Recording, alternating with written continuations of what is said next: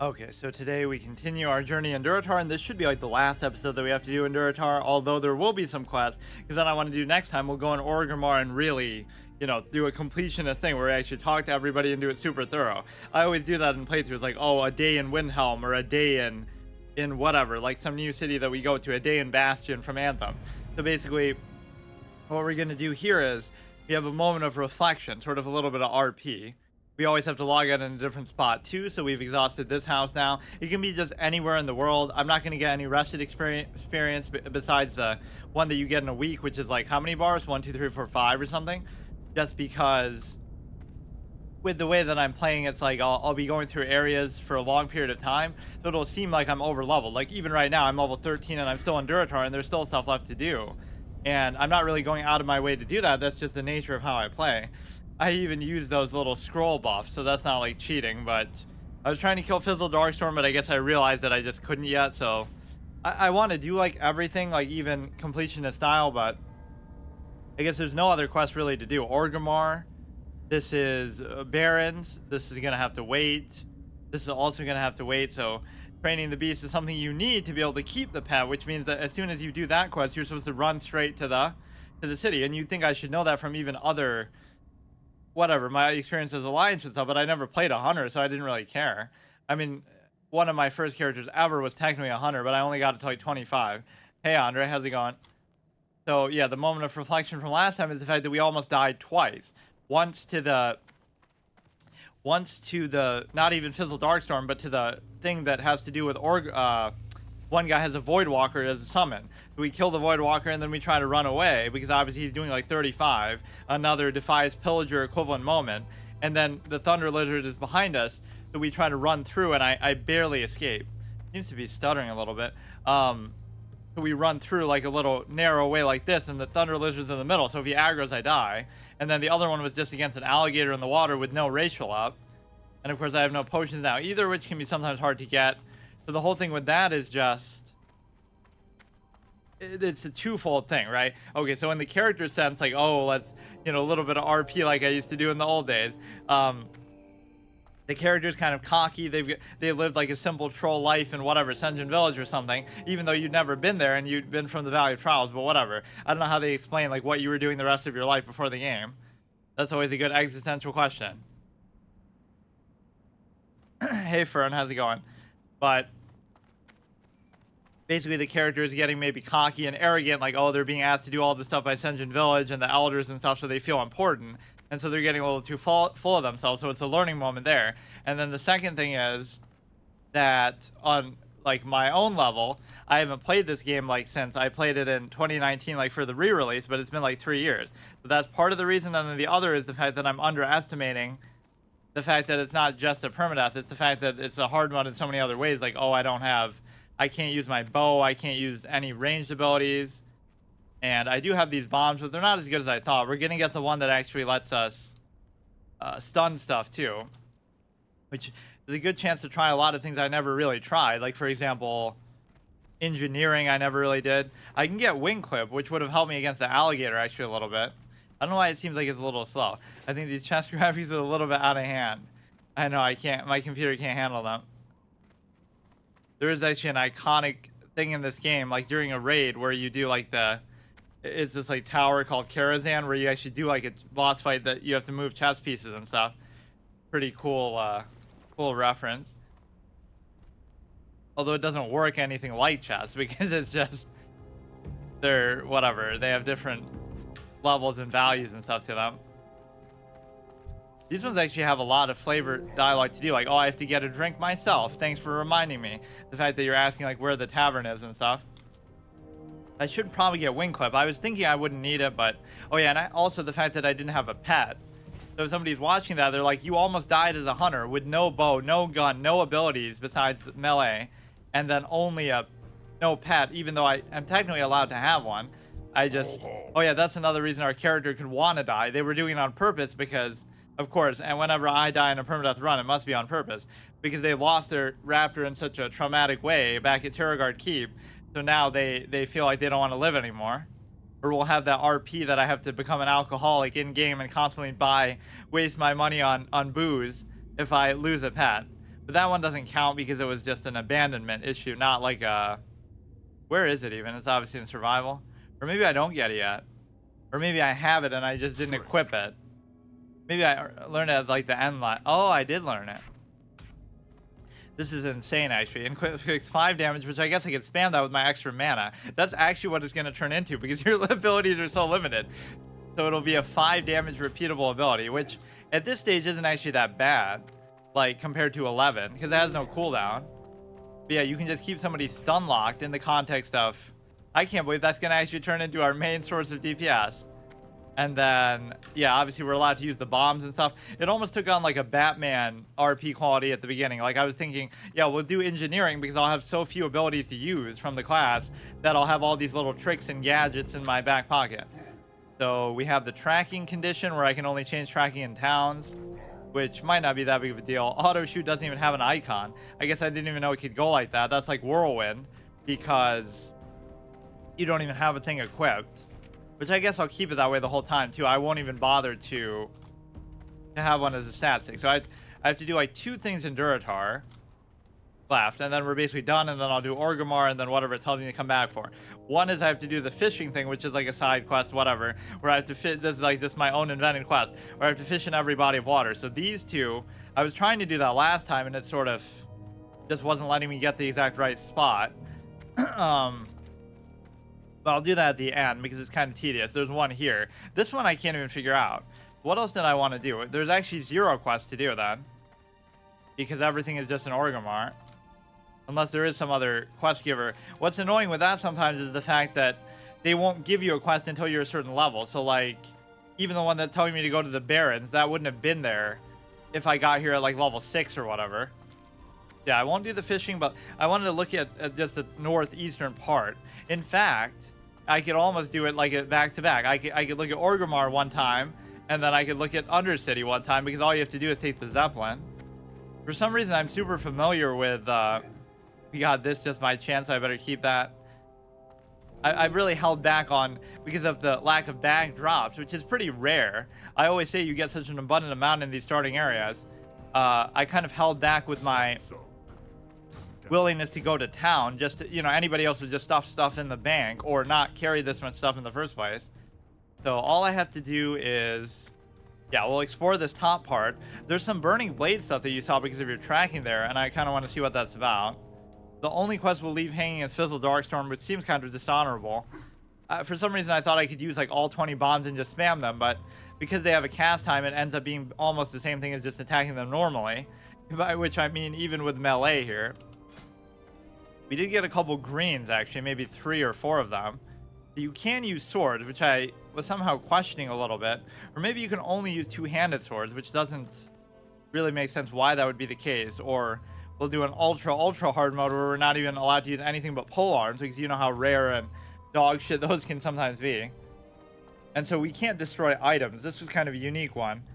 The fact that if we want to destroy an item and our bag is full, and this has come into play early on at least, you have to actually go to like a fire like that and do it. Otherwise, you have to just sell it at a shop or throw it in the bank. You can't actually destroy it just in thin air.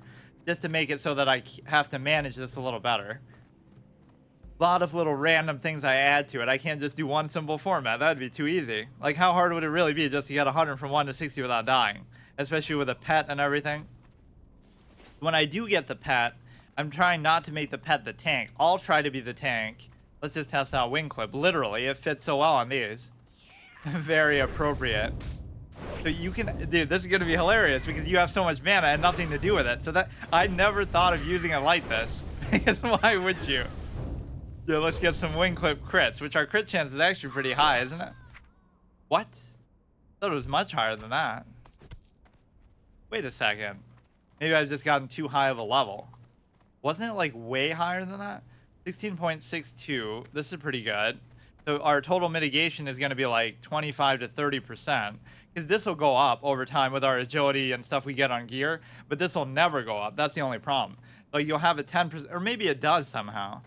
I don't remember it being 0.92. Like it'll be almost 10% from this, which is actually pretty beautiful. And I want this to be a key component of the playthrough, because that'll be one of the only really good abilities that we have. Good in air quotes, because You know. Okay, so we didn't look at this part or this part.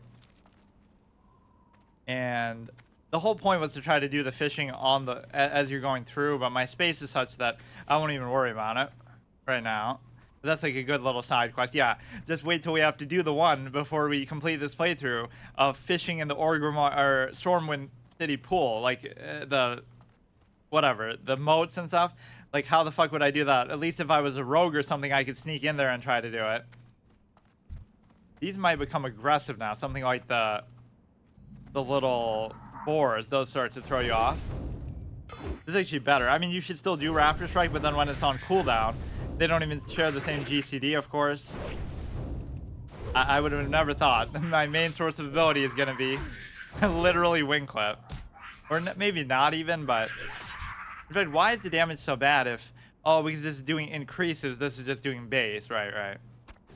So now I have to be careful. Oh, fuck, I already fucked it up. You can always eat stuff, that's no problem. So, my biggest concern is I don't have any potions. Just you want that as kind of like a backup option. I'm going to really wait on the pet because there's no point. Until I go to Orgrimmar, I can't feed it, so it'll just keep running away. And so maybe I will count that, though. So it's a permadeath pet thing, too. Like, if a pet dies, I have to never get a pet of that same kind again. And not that exact kind, but, like, anything similar. So, like, it was a raptor, so I can never get a raptor again, period. That's just it. Our character has, like, some kind of PTSD associated with it. So they just can't handle it. Just like how... What was the other justification? Like, our parent accidentally shot our pet as a kid, our beloved pet, with a bow accidentally and killed it. That's why we're not allowed to use a bow, because it's just too traumatic and close to home that way. We're not really doing anything with our mana, so it's not a bad thing. I love when these grays can stack, though, actually.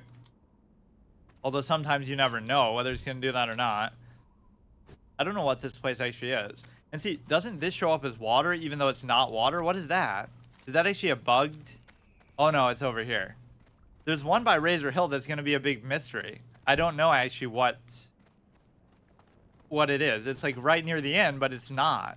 It's like up on the mountain or underground somehow. Oh, it must be like underground in a cave that goes like... But which one could it be? Like super... Oh, could this one be... No, it couldn't go that fucking far. That makes no sense. It's like one of the caves here, maybe, somehow, and it still shows it. I like how detailed that is. That's not something I ever appreciated before, because I didn't really fish and I didn't give a shit, but we could sleep in this one, actually. This would be pretty appropriate, right? Because where did we sleep? We slept in one, like, on the other side, I'm sure. Yeah, you have to sleep in a different spot every time, and you also have to... You can't get rested experience aside from the stuff that it gives you automatically. I don't feel like I remember giving you that much if you slept outside of a thing. What is even up in this part of the map? I guess nothing. Just an abandoned house and this. Interesting. You know, Mulgore would be a little bit more punishing as a starting zone. Just because you have to go through Camp Tarajo, which is such a pain in the fucking ass. Because there's like these level 20 Kodos as you're walking up. So you talk about the wetlands run for Alliance. But this is way worse because it's... You know, just the Barrens run or the Crossroads run. That's just so dangerous. And you... Oh, maybe you can just fly from Thunder Bluff to Orgrimmar. I think they give you that as a base option. I don't think I've even discovered the Barrens. It's kind of like a nice way to foreshadow it, though. Like, it's such a scary, intimidating zone. Oh, shit. Here we go, dude. Those both could have aggroed, too. But at least Wing Click gives me a very easy way to get away from stuff now. It is a little bit mana consumptive when you spam it, so... You arguably shouldn't do it. Like, you're saving it for Raptor Strike, which does so much more damage. Although, arguably, it doesn't, because you're not doing it on top of it. Right? This is going to do 4 plus that, which is very low, but... It's nice as that little extra boost, since your damage is so totally cocked. I should be careful not to loot anything for a little bit, and actually... what do you call it? Oh, so I have... How much ore? Well, how did I lose the ore? Because I had like 3 stacks and I didn't destroy it. Maybe I sold some of it. I'm getting a little bit too cocky now still. We finally have an activatable ability. This game is such a like less is more type of experience. Like, how do you make auto attacking fun? Or how do you make all these banal things enjoyable? But somehow it works so well. Oh, speaking of a green, you gotta pay attention for those all the time. it'd be such a shame to miss one. See, even if I sell it. But no, I won't sell it. I'll save it for level 40 when I can finally wear mail, and then I'll wear it. I have to wear the best in slot mail gear that I have. But obviously, we're sure to get better ones by then. The other thing is I can't get any mining nodes twice, so it has to always be a different one, like in a general location. So if I got this one, I have to... And there's enough in the world to justify that, but that prevents you from spamming and farming like crazy and just having like a million bombs. I'll have a good amount, but then I have to make them count. I'm not going to go into Orgrimmar. I think there's basically nothing here. I thought there'd be more to explore. So let's check out that Burning Blade Coven thing. Now, there's another Burning Blade cave here, but it's almost not worth going in there because they are going to give you a quest from Orgrimmar from that to go there. So we'll save it for later. Like, I remember bits and pieces of the Horde stuff because obviously I've done it to some extent, but just not very thoroughly. Unknown location with no name. And then, we just slept in this one. We did the Harpy quest last time. For some reason, I thought this goblin here in the fork in the road, I forget where he is there, had a lot more quests. He mentions the guy a lot, Gazlowe. Right, like, that's good foreshadowing. And then... when did they mention the other guy? I forget his name even. The leader of the goblins and like Cataclysm and stuff. Right, so this one I surely didn't get. But it almost doesn't matter because my bag is full, so I'll just wait. See, we'll go to Terrestfall Glades and people will be like, oh, you're farming for ore. But did you know that I'm only allowed to get each one once in the whole world? So that'll encourage exploration. So we'll get to level 55 and the only place left will be like Winter Spring where the demons are. And we'll have to put ourselves at risk to do that. It'll create these kind of ridiculous scenarios. I could totally do it without the engineering stuff and without the pet too, but that'd just be super boring because then I'm not going to have any abilities to do. And it's all about timing too. Like, I'm not going to spam the bombs as part of my rotation, but there'll be a time where I need to stun something or do a little bit extra. Do it from, yeah, no melee only, but we can shoot this bomb halfway across the map. I could go to Terrestfall Glades. I don't think I want to yet, but that's always fun. You do have like a semi-open world branching path thing. I could level in Silver Pine Forest from 10 to 20. I could level in theoretically the imaginary zone for Torrent 10 to 20 that they never did because the Horde side, I guess, was unfinished to whatever extent that people make fun of. Because the Alliance has Lochmadon and what is that? Darkshore, Lochmadon, and yeah, that shows you how much I give a shit about the Nine of areas. Darkshore, Lochmadon, and obviously Westfall. And then even Duskwood and stuff overlaps a little bit with, it's more like level 15 and up, but what was my favorite zone? I think I liked Red Ridge Mountains the most. There's that great shot of like, you shouldn't do this when something could respawn right on top of you. There's this great spot where you like overlook on the, what do you call it? You overlook from Lakeshire. Whatever, you know what I mean. And you're looking across the water, and you see, like, the Stonehenge Keep or whatever, with all the elite orcs. It is kind of like you're just looking forward as, like, a first-time player, like, oh, I can't wait till I go there and I'm strong enough, which would be more impactful, I guess, if it was, like, a, longer period of time before you go there. It's only going to be a couple levels, but it's a great way to, sort of show the journey ahead. The same way that they do sort of with the flight paths to sort of show you, oh, there's all these cool places that a lot of which you can't go to in the first place. Oh, this will be such a good level of protection. So as much as I say, oh, I don't have a pet for this reason or that reason, I should have had wing clip last time. That would have helped a lot. Yeah, you don't think of it as like, what's the point in running away if you can't even shoot them? But it's just a getaway. It is probably the best CC in the whole game. Says a mage who has like a million, objectively better ones. It's just like, the reliability of it is just there. It's not going to get diminishing returns. You can literally keep, like a warrior, that's so frustrating. You can keep them literally stun locked, and it has a chance to stun stuff too, right? Wait, what's the one that says, oh, here. A 4% chance to immobilize them for 5 seconds. That is actually amazing, considering the fact we're actually creating the survival hunter aspect here.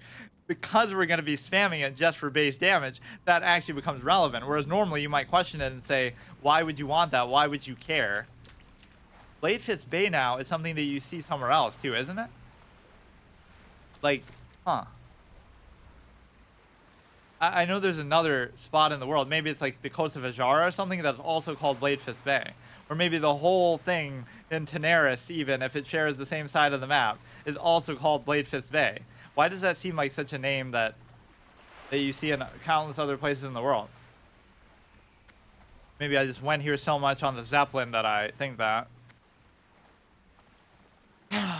I don't think I've gotten a horde. No, I got a rogue to 60 on the horde for some reason. I don't even know why I did it, but I did it sort of mindlessly. So, you know, like how people normally play this game in every form or every. Now, will he come to his aid? Sometimes you have situations like that occur. Now, the ratio is good, but it's better when they're like lower on health. And so what ends up happening is, or when you're lower on health. But actually, I'm actually kind of stunned in some ways, considering like it's not like, you know, you can't twink out, you can't get any gear from players or from the auction house. So how is it that you're able to? Oh, here we go, mitigation chain time. Always worried about that. That's why you don't leave it to chance. Like, oh, I'll finish him and be at 5% HP. No, you won't. Because what if you get mitigated twice in a row? Just don't even take a chance for that. I guess there's not as much in this part of Durotar as I thought. Like, really, this whole bottom quadrant, I guess just the cave for those things. See, there was even a pool of water in the cave in the starting zone. Like, that counts towards the thing, but that's something I can do at any point. It's just kind of fun to do it as you go. The problem is some of them are shallow in like 90% of the spots, so I'm so OCD that I have to keep trying over and over until it finally counts. And then we got it to stick, but because I was spamming it in the one like here, this one's almost impossible to do. But because I was spamming it so hard, then, you know, it canceled and did it again. So that was kind of unfortunate. Yeah, the mana consumption on that is a little bit pricey. So for encounters that are going to be longer, you shouldn't do it. Or you almost just shouldn't do it at all. Or, oh, see, Bloodstained Bow. That gives us bad memories. What if that one was a raptor too? We had a pet raptor as a kid because trolls love raptors so much. Then we're going to have a raptor mount. And then we're going to have our raptor abandon us. Oh yeah, so that's why I was saying it's some kind of murky logic thing that you'd have to do mental gymnastics to talk your way out of. Because I said, I can dismiss the pet, obviously, because if you want to switch to the other one or, you know, you can abandon it. As long as it doesn't die, it doesn't count towards that type of pet dying. And therefore, you can never get another one of the same kind. But can't dismiss it during combat because that'd be like cheating. Like it could be about to die and then you dismiss it to save it. Therefore, it, you know, it doesn't count. So what actually ends up happening is, why doesn't he take damage from the fire like I would? Sometimes it does quite a bit actually and scares you. Not that one. One got me to like half health in like 2 seconds. But the point is that you can't dismiss it in combat. But he left my service of his own volition during combat because I was starving him, not because I wanted to, but because of man, it's lagging a lot. I don't know what's different. Marga, so we'll probably get, or Margos maybe. We'll get maybe a quest later to talk to him, or I don't know. There's like that one hermit in an island like in Tristfall Glades or something that's similar to that, where he's just kind of standing there doing his own thing. Yeah, this seems surprisingly easy given the nature of it. Without a pet, and sure, some of this stuff is lower leveled, but for the most part it doesn't matter, because even when I just fought like that level 11, you should always abide by the rule of 2. Even the level 11 gave me a hard time, even though I'm 13, because you're not really feeling level 13. This will actually have more melee interactability as even a warrior, though, because you kind of glorify it a bit, right? You think, oh, a warrior would have way more abilities and be way more fun to play in melee combat. Paladin does the eyeball mouth eyeball emoji. Like, speaking of boring melee classes, did you know that a melee hunter actually has more abilities than a paladin? Because the paladin has fucking 0. Just the seal of the judgment. And technically those aren't even melee, but I'm not even saying it like that. I'm saying it more like, so there's a few corrupted things. Corrupted surf crawlers and corrupted snapjaws. I thought you had to kill that for the quest, maybe to get the little remnants of that lady's kid who went to fight them, but it could just be any random one. You'd always do it like once just to just in case you do have to run away. That was the biggest oversight. Who would have thought? The fact, oh shit. Now see, what if a green drops? Then I can't pick it up. That would actually be shameful. I literally cannot pick it up if I get a green. So I should almost just not fight anything, or Sometimes it can be a little bit annoying with the space consideration, but I kind of like it. You just have to, makes you pay attention a little bit. Yeah, this part of Durotar is actually a little bit underwhelming. I wanted to see the burning blade portion. I guess we can top this off. I'm basically considering Durotar. That's the kind of thing I would want an add-on for. I'm basically considering Durotar like I can't get any more nodes here, period. I'm kind of satisfied. You know, you can put a limit on it. Like, okay, you can't get more than 30 from each thing, but... because it's hard to remember every single exact one. And sometimes they spawn a little distance from each other, so I'm trying to... fuck. I'm trying to account for... now that's annoying because I can't loot the rough stone. So if I tried to do it again, would it give me the rest of the copper without me needing to pick up the rough stone? Probably not. All these little nuances that to this day I still don't know.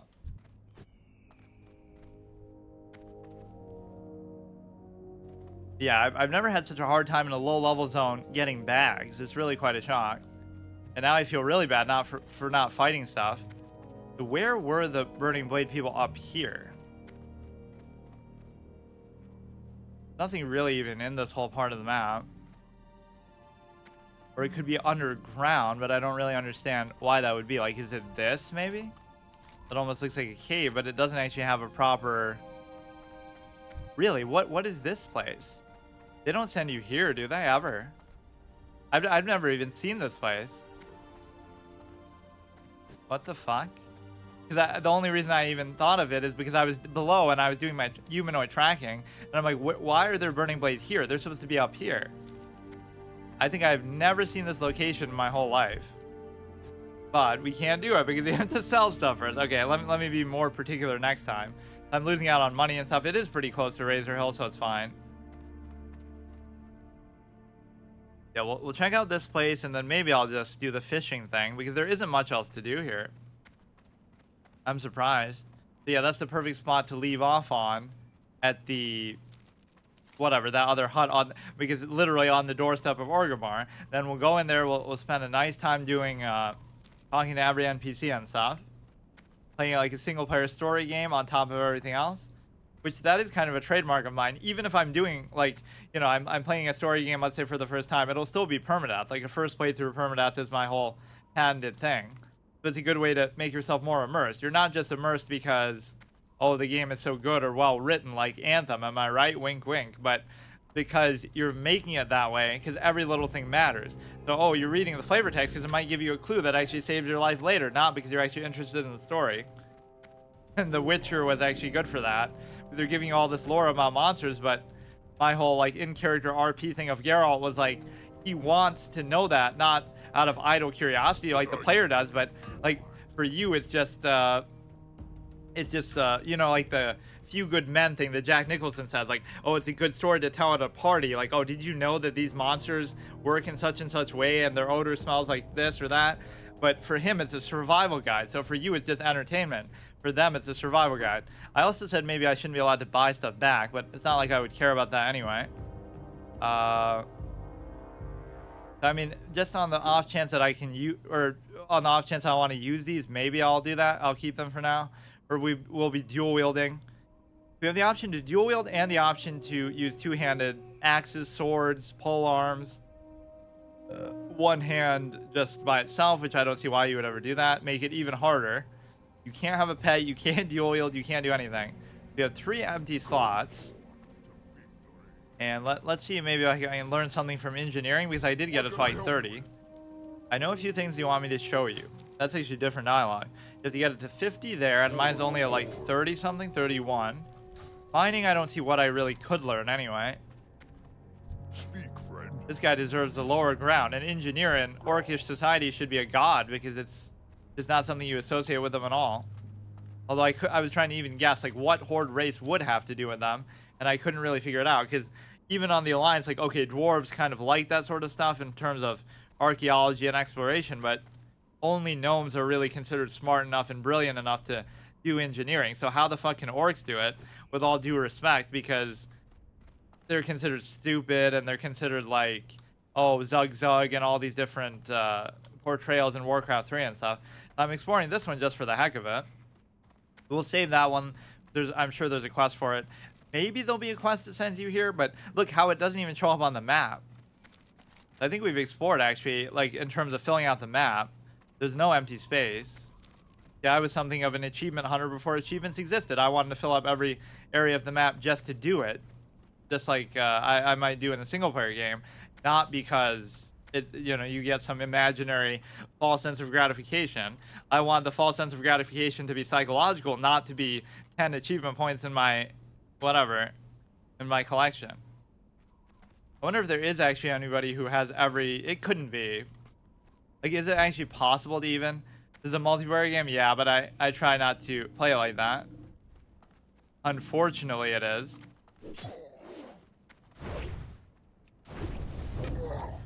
$23 is actually a pretty good amount. Whoa, why are they doing so much? I guess my health value is a little better than I considered too. Like, I'm actually a melee tank extraordinaire with respect to... I forget if that gets too much better later. We'll get to level 14 at least. I guess this will be just like a laid-back episode because there's nothing really to do. And I don't want to go to Orgrimmar yet, so there's no real goal. I'll just try to go around and fish everywhere. I don't know why I felt like I didn't want to do it as I'm exploring around. That's the whole point of doing it. Give you some sort of little bonus. Like, even when you're not doing a quest, you're still doing a quest. That click looting is gonna... Oh shit, I'm letting my health get too low. Is gonna trigger people like, oh, you're so bad, you're a clicker. But the reality is, it's really weird. And I really prove that backpedaling is actually a good strategy sometimes to get away from... Why, what's weird? I backpedaled away from so many deaths that could have potentially happened. And you might think, why not go like this? But sometimes you get hit in the back for certain amounts, or you get dazed more often. The one thing I can't do is actually track the minerals. And so far, I haven't felt like I really needed food or much. I can just wait. Spirit is... What was the class where I said I was almost going to do a spirit stack? If you were going to do it, oh yeah, I would like a warrior. I do like a healing warrior because of this ability. So you just stack a bunch of spirit and you never die with like bloodthirst and stuff. Not that that really would work in any viable sense, but... The line of sight, although maybe that wasn't the most efficient way to do it. Damage over time stuff can definitely fuck you over. You can't underestimate these things either, because there was that level 8 Hex Troll that almost destroyed me, although I guess I was closer to level then. Nothing seems to be happening. It's just walking around occasionally killing some random animals, monsters. Well, there's quests and all kinds of other things to do, but just kind of like the way I'm playing it is... I'm kind of exploring this side. Like, there's two factions, so I always played as the Alliance ones, like humans and gnomes and stuff. So I haven't really explored these areas as thoroughly.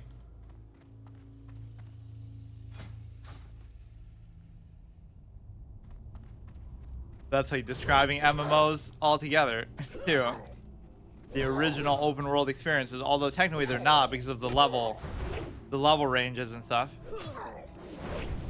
Yeah, my limited ability usage is a little bit annoying too. Although I am happy the wing clip is so repeatable. I gotta make sure I don't do that shift loot. Yeah, I genuinely don't even know what's in this cave. Not that I should. It might be the Dustwind Cave. It does not sound like a Harpy thing. Maybe that's the backstory. The Harpies did take it over, but then the Burning Blade took it over from them. Or maybe they're somehow working together.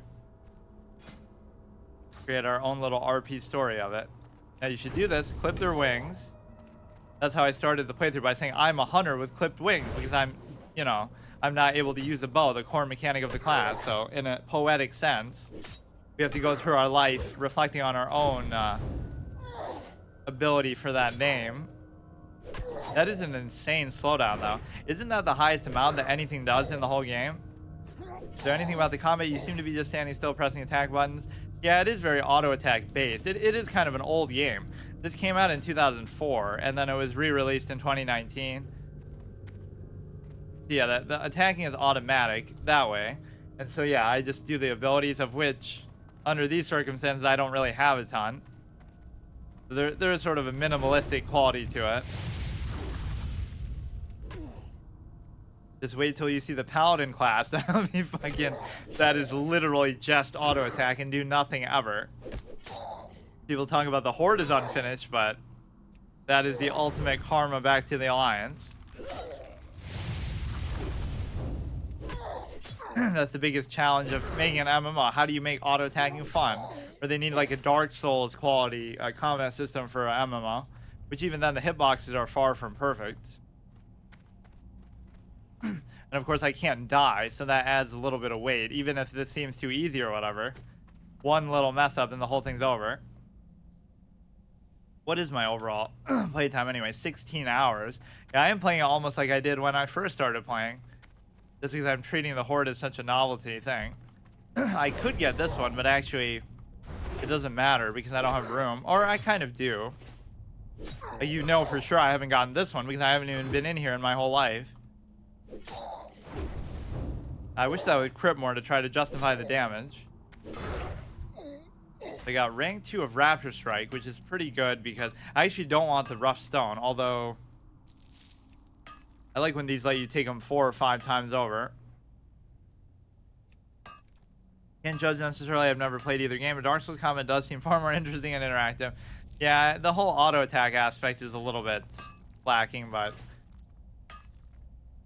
unfortunately even modern MMOs still use that to this day, like 20 years later, so they never really outgrew it.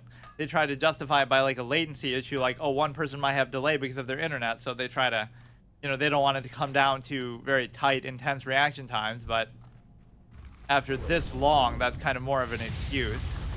They don't really try to use their spells beyond one point. So the kiting capability is going to be really good with that. The main thing, though, when I start using my pet is I don't want the pet to be the tank, because that feels too cheap. In fact, now people are going to complain when I finish this, like, oh, you shouldn't have used the pet at all. That's too strong. Take away the 2 core... Oh, shit. I wasn't expecting you to be there. Take away the 2 core mechanics of the class. Like, you know, this could be bad because the imp might be too much. Uh-oh. Okay, it wasn't too bad of an aggro range. You just always got to clear your path there, unlike the Thunder Lizard moment last time. Never liked MMO games for this. They seem to be very little game to play. Yeah, they're very content heavy, but sometimes, yeah, mechanically that's not always the biggest strength.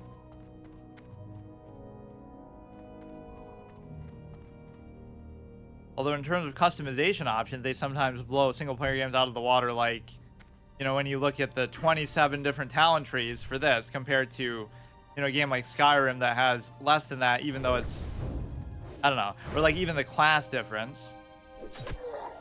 That's what I always wanted, was like a single player game that is actually that big. Like even the map size is like way bigger than most.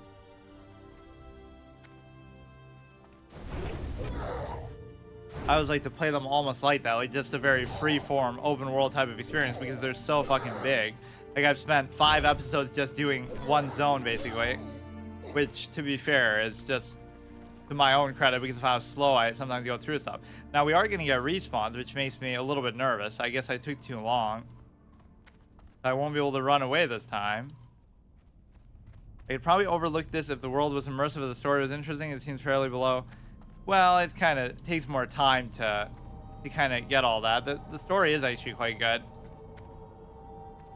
Overall, at least. But it's like, I don't know. A lot of the background comes from like Warcraft 3 and stuff.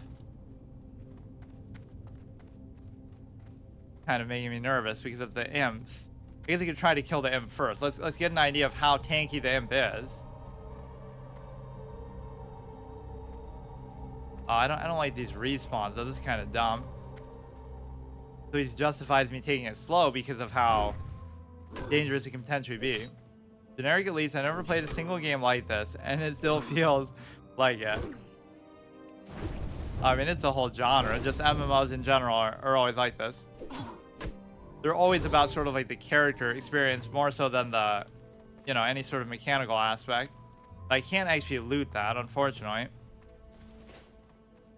So like the satisfaction is more like, you know, you build your character a certain way, or you know, keep getting stronger and stuff like that. Not so much just the raw utility of it.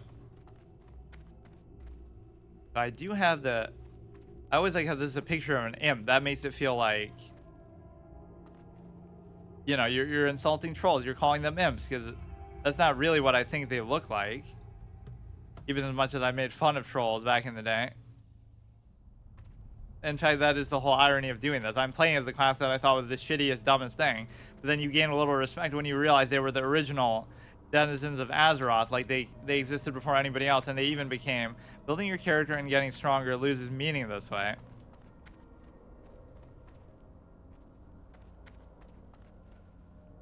Oh, I don't know about this. We're gonna run into a respawn, at least. Why? Because it seems too easy? Although this is me making it much harder than it would normally be. I'm surprised, actually, how well the melee aspect holds up here, but it's gonna really fall off hard. I think around, like, level 20-something.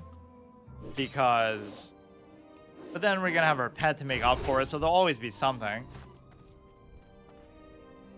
I like the different damage sources thing that we'll have. We'll have a bomb here, we'll have some melee here, we'll have a little bit from the pet.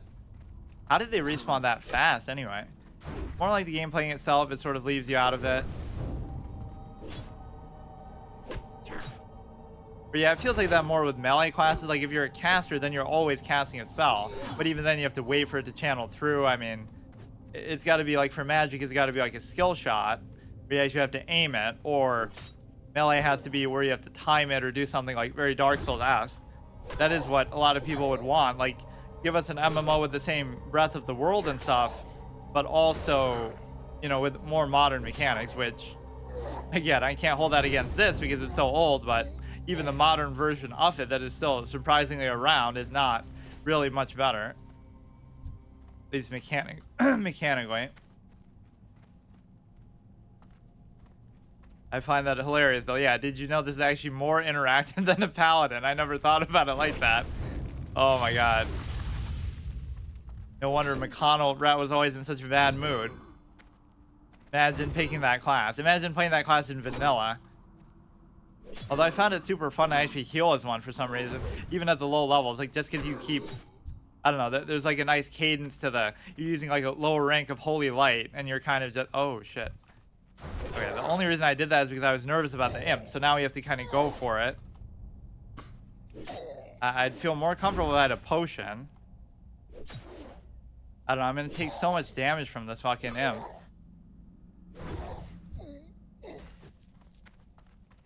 This is actually unusual for me too, because I normally don't do these kind of things, but like I normally do permadeaths of single player games, but this is actually more exhaustive. Like, this will take longer than any of those, just because that's how they are. It takes forever to level up and stuff. I don't think it has anything to do with the game's age, as you said, even more. Yeah, it is sort of a cop out of the genre a little bit. Like the crits. I'm surprised my crit chance is that low, though. Oh, you know what I was looking forward to so much is this. Because this will make it so that my repeatable thing has... Yeah, give it 10% to wing clip, too, please. Because I'm going to be spamming that. I want to see those sexy 9 damage wing clip crits. But that's amazing, because that's your core ability is going to have like a 30% crit chance. Assuming that that 5% gets a little better. We have to go for it now. And the reason why is because... Ah, what the fuck?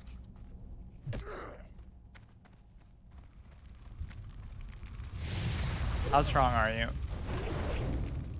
Oh, you're not strong at all? Just finish off. Because now, otherwise we'll get respawns. At least we benefit from the health aspect here. That is actually a little bit scary. You have very few reserves in your pocket here. Now we'll have to wait a whole 2 minutes, and by then they'll respawn again. Fuck. I don't know why the respawns feel so jacked out. They are not normally this fast. Because we need the ratio for it. I can't do it without that. What else is there to do? Or sort of grind? That's been going up until now. There's a lot of like quests and stuff to do, but I'm kind of just holding off because basically the next thing for me to do is go in the big capital city, but I kind of want to do that next time. So I'm just kind of finishing off exploring this this part of the map. Let's see. You actually have to wait 2 minutes. Let's see if we get respawns on the outside. A lot of inventory management, different professions. Like, if you don't like this one, then you should really see some other ones, because this is considered one of the best MMOs. So imagine how the other ones are.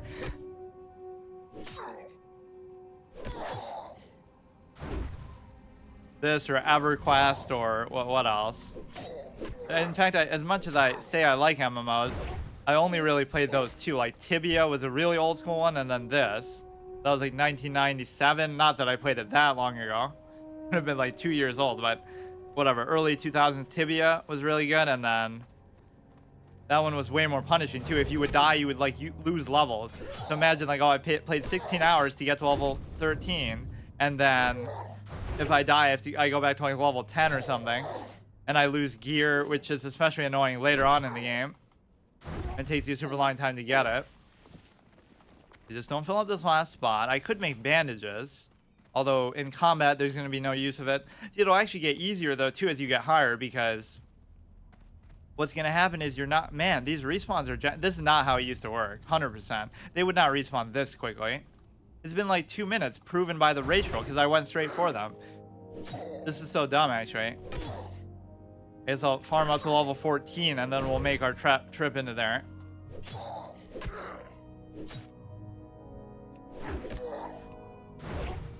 Why am I getting this ugly stutter? Oh, shit, now I might have to make bandages. In fact, I might, oh, fuck.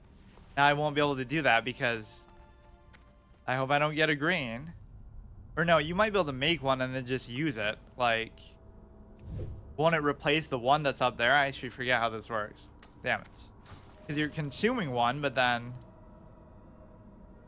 this is taking a chance in itself. We proved that I could kill one. It's just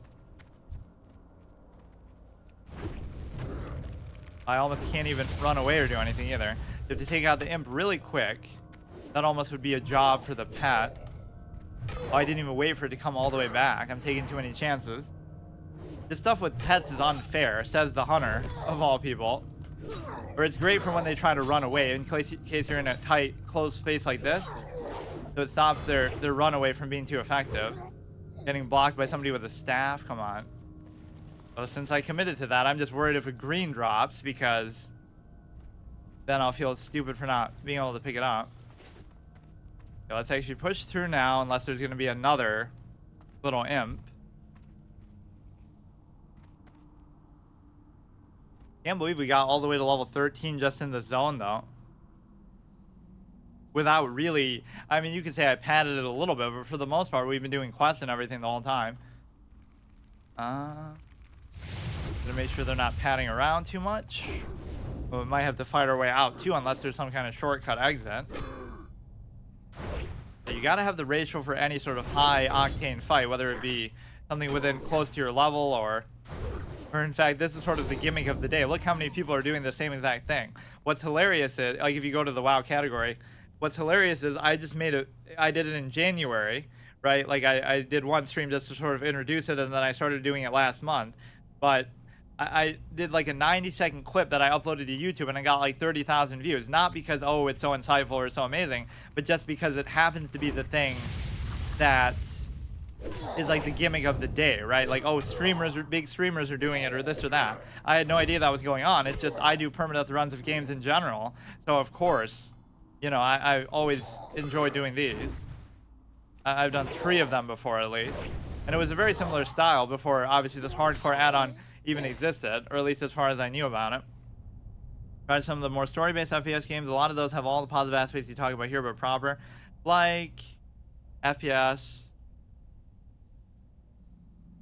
I mean, like Half-Life. Half-Life is a story-based FPS, I guess, that I played, or Mass Effect isn't first-person, but yeah. I like Mass Effect. I'm playing Anthem, although I guess that's also not... how they respawn like this, dude? Guess we may as well do it, but... That's also third-person. Or Destiny, the GOAT of all games, apparently. I don't like how tight in we are. Now she's going to run away and aggro something. This is actually the death knell position. This moment here is how you die in this game. Your entire Half-Life series is one of those. By which you mean the 2 games. And the Half-Life Alyx, obviously, because we never get a part 3. When when you have something maybe spawning here or something there, and you might have to run away and go back, and you can't because you run into something, that's how you get yourself killed. 100%. That's the only way that I could potentially die, and I keep exposing myself to that scenario for no good reason. Oh, there's gonna be too many of these chicks with the imp. This place is a purgatory. This is like a learning moment for our character. Actually, a good RP moment, because we're getting it rubbed in our face what having a pet feels like after losing our chance to get one for now, when he ran away on us. Everybody in here has a pet. This is like some sort of existential moment of crisis for the hunter. Please tell me those stack. Of course they do. So many basic things I've forgotten, actually. We can kill this one while we wait. Do all this for a fucking food crate. Or you know what this probably is for, is like a class quest. It doesn't feel like this is a place you're really meant to go. It's not even marked on the map properly. Not that every cave always is, but for the most part they actually aren't. Now those two are so close together that makes me a little bit nervous. In fact, they probably are guaranteed to aggro together, so I might just have to stop. I don't think I can do it. If those two aggro together, I'm just dead, and I won't be able to run all the way out. It's more fun to do this as a rogue, actually, because you can actually do a ton of stuff that you wouldn't normally be able to do. Oh, this is too tight. I mean, that aggro range has to be tied together. Just to get an idea, though, what is even in here? Food crate, and like you could use Eyes of the Beast and try to look through and let it die, though. Oh, I don't know what I'm hoping to accomplish. I just want to see what's at the end of it. Maybe you could try Kingdom Come or Stalker. Oh, yeah, I've heard Stalker is pretty good. Yeah, I loved Fallout. I love Elder Scrolls games, stuff like that. Very open. No, don't run around. That would also get you killed. Well, I guess we explored it for what it was worth, but something's also going to aggro from up there, I bet. Biggest thing is you got to wait for the racial to be up, because when they run around like that, they'll aggro everything along the way, which is just amazing. More of an issue in dungeons, mostly. This place is really weird. It's not something I expected to even exist. And see, that's one of the cool instincts of a hunter. We sense that there was this cave here, and it's there in RP to teach us a lesson about the value of a pet and our fortitude to survive without it. It's not the pet that makes the person, right? Because we're beating people who have them even without one. Okay, go down. It might aggro the other chick, which means I might just fucking die.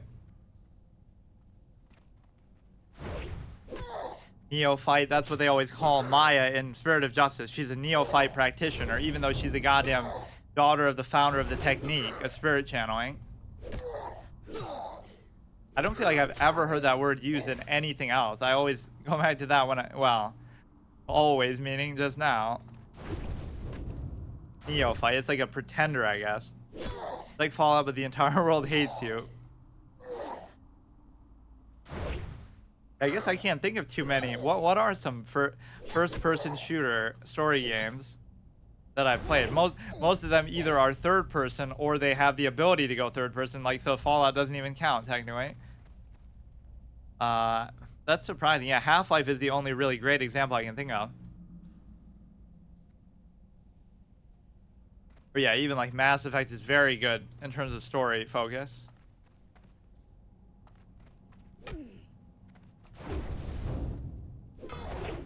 Unfortunately, a lot better than Anthem, which I'm even giving that a thorough same chance. Like, that's also a first playthrough permadeath type of thing. Although I never beat Mass Effect 2. In fact, I liked it so much that I didn't want it to end, so I just stopped playing. You got a little bit too much linen. I'm glad that nothing super good has dropped as far as a green. Yeah, this is maybe just a bit of a Durotar grand finale soaking in the zone for the last time, because then we're going to move on to a lot of different places. We can go to Mulgore, we can go to Tirisfal Glades, we can go to Undercity, we can go to Silverpine Forest. So this is a bit of a last gasp. And there wasn't really much in this whole half top part has almost nothing in it. You have like this, which is just the Kodos and stuff, the Harpies, I don't know, it feels a little bit anticlimactic. Horde zones were unfinished.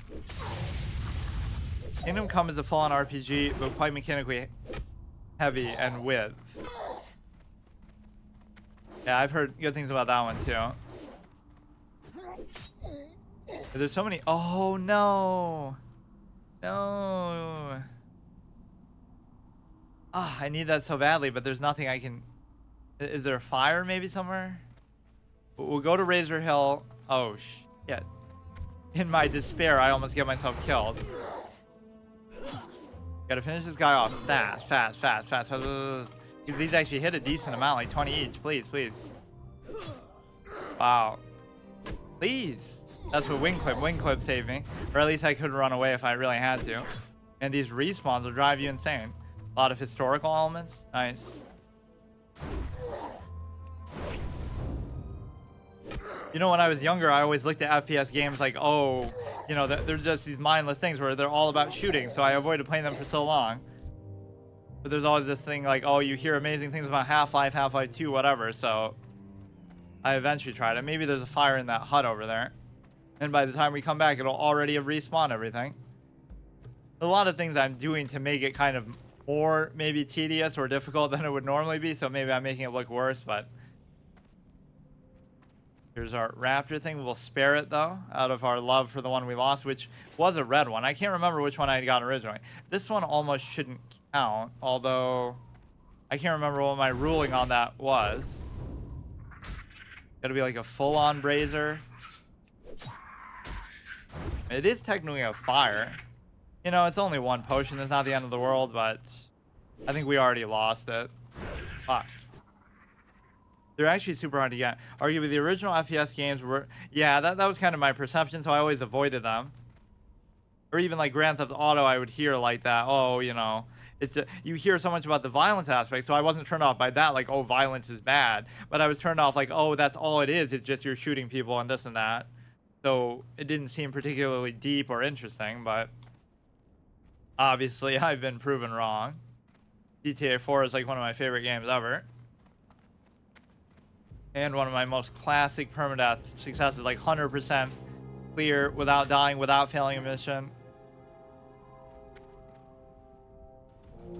I think that and Wind Waker are the two that I always talk about.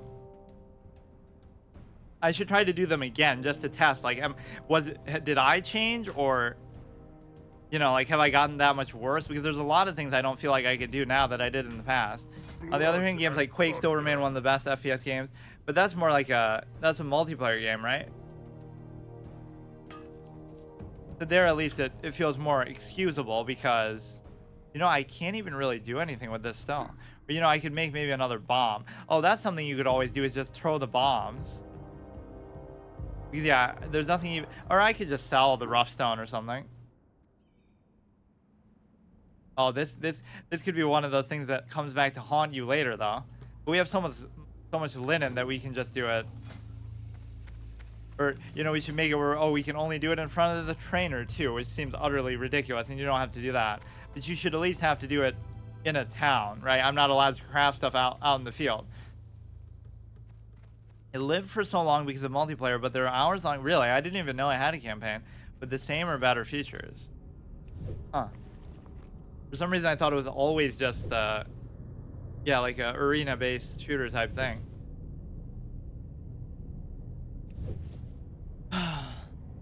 Or yeah, like Doom Nightmare Mode kicked my ass. First playthrough hard mode, by which I mean I spent 10 hours on level 3.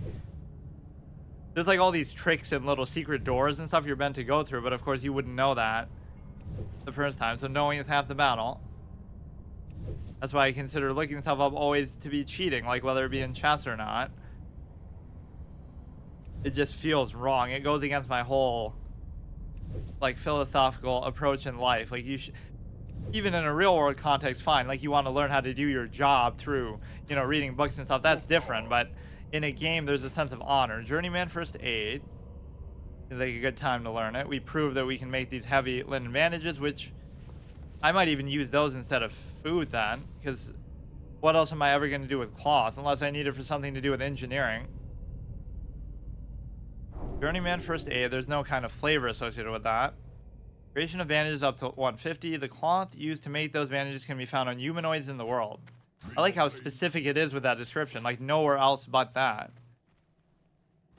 Like if it wasn't for being a mass murderer and just killing humanoids everywhere, you would never find any just naturally out in the world. You can find it in chests and stuff sometimes after killing those same humanoids too. It should say that too. So these seem very important, obviously, because of our engineering ideation. Can I help you? Yeah, let's go on the fishing expedition here. So the main source of water to fish, I won't worry about the caves even. We have to do these two. We have to do these two, let's say, and just that, right? And I'll be satisfied there. Then that cave might have had one. The Harpy cave might have had one. This might have one, but I'll maybe go there when I'm a little bit higher level too, so I don't have to worry about putting myself at risk. But that should be part of the point, is you shouldn't be able to get away with that.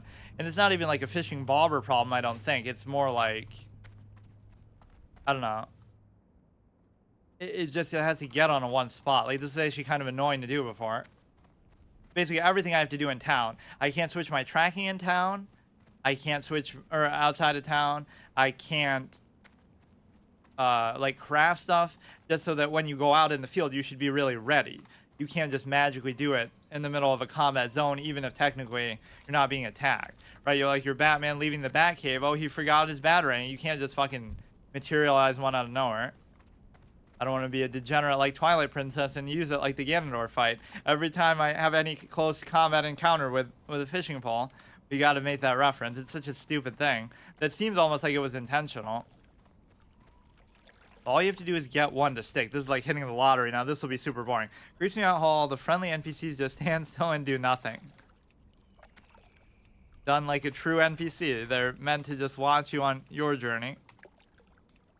Or unless a player of the other faction comes in, then it tries to kill them. Doom and Wolfenstein were indeed sort of dumb. Oh, I think Doom is brilliant. It's just kind of like it was meant for a particular purpose, which was just to be a very, you know, straightforward shooter. I don't think I've ever played Wolfenstein, actually. Or I have one of the newer ones. I like when they do that. They'll remake it in like such a different way, like they did that with Doom. They did that with Wolfenstein. I think Bethesda actually does that with a lot of things.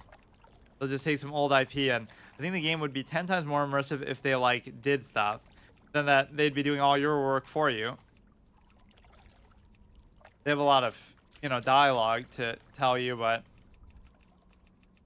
or like even that, I just use one to train like a skill. There's a lot of kind of general RPG stuff, but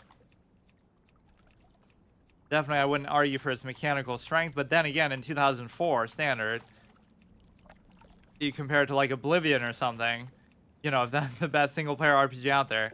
Oh, this is gonna be annoying. See, if I do it too fast, then I'll miss it. I just have to get it once. And this is not something you have to do, obviously. It's just something for some reason, I'm doing like a completionist exploration little bonus class. Almost as tedious as playing chess, am I right? What the fuck is this? I got it last time too, but then I didn't click it. Or now I won't have room for the fish, so that'll fuck me over. There is a way to do it. There is one part of fishable water here with like a 1 in a million chance. I may as well just do this now because there's nothing left to do besides going to Orgrimmar. That's literally it. What didn't I explore? Like I'll check out the coast once more when I do the Skull Rock, and then or no, Skull Rock is actually not the name of the cave. I think it's actually just the name of the, or maybe it is. I don't even know. The Zeppelin thing isn't even marked on the map. The water is too shallow. Somehow, some way, there's one spot, but you obviously can't control where it goes. I know it's possible. I have it on video too. It's so stupid. I should study some chess while doing this. So let's recap on the interval notation. The white square rook is the white queenside rook is on A1 because A, obviously white is 1. White comes first, so it's the lower number, and then the queen is ladies first, so that means that the letters come first too, so it's A1.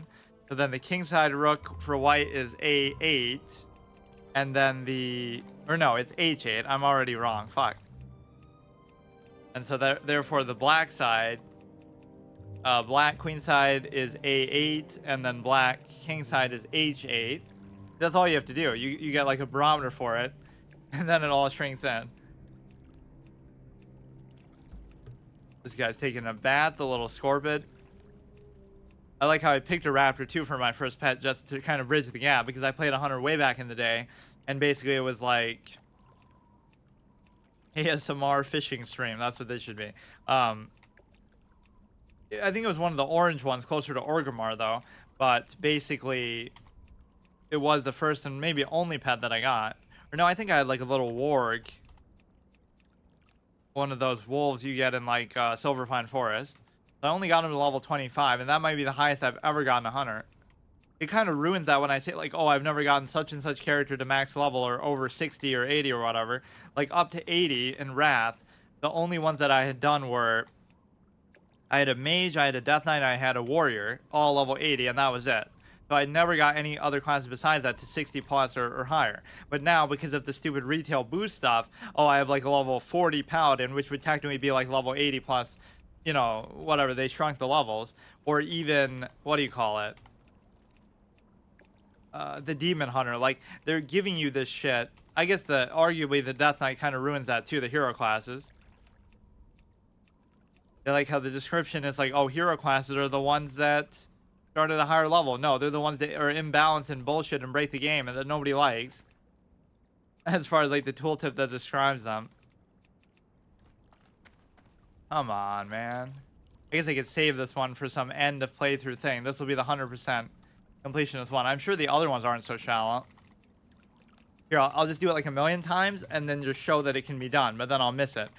The other pond looks a little bit less shallow. Yeah, most of them aren't so bad, but this one is, like the whole point is to fish in each one at least once, just to kind of, whatever, just do like an imaginary achievement. Watch, it'll happen. I'll give it like a minute. I'll do at least the other 4. Dude, this is what I would use add-ons for, not to make it easier, but just to keep track of all these other miscellaneous objectives I'm coming up with, like not being able to use the same mining node twice, or having to do, you know, whether I fished in a pool of water or not. Where did my axe go? Oh, here. Didn't I get another green axe, but I guess it maybe wasn't as good, so I just sold it. So I don't know whether dual wielding actually doubles your parry chance. You would think I would know that basic. That would be insane actually if it does. Then I would definitely do that. It kind of makes sense that it should, but it would have never been relevant. Like what, a warrior's gonna do it in a raid just for that reason? Or what we should try to figure out is the mystery of Razor Hill. Oh shit. Like where that one actually is, I have no idea.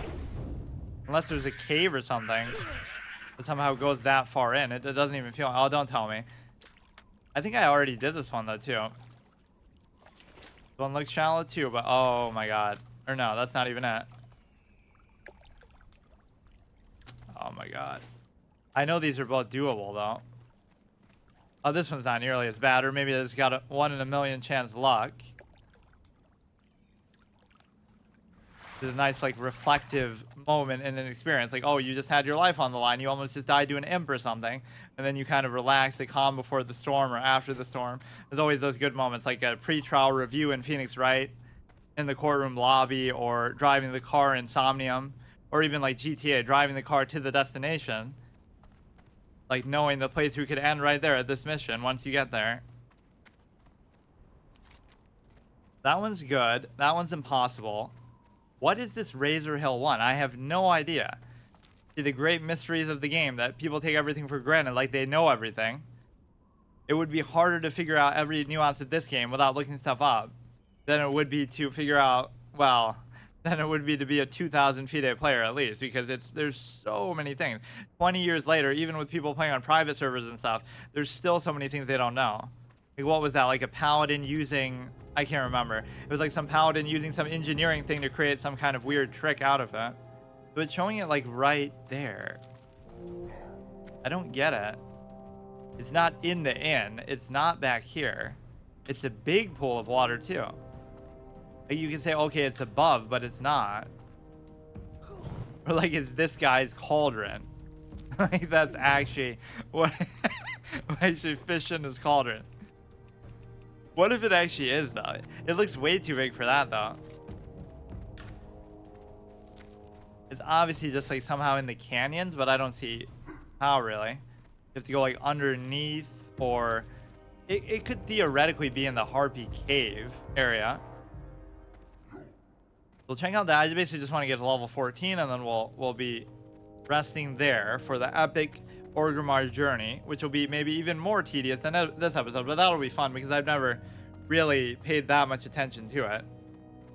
Maybe I shouldn't be allowed to get a raptor as a pet either, or as a mount, because I'll at least get the 60% mount. I don't know if I'd ever be able to get the 100% because of how gold's going to be super hard to come by, although I guess I'm overestimating even that much.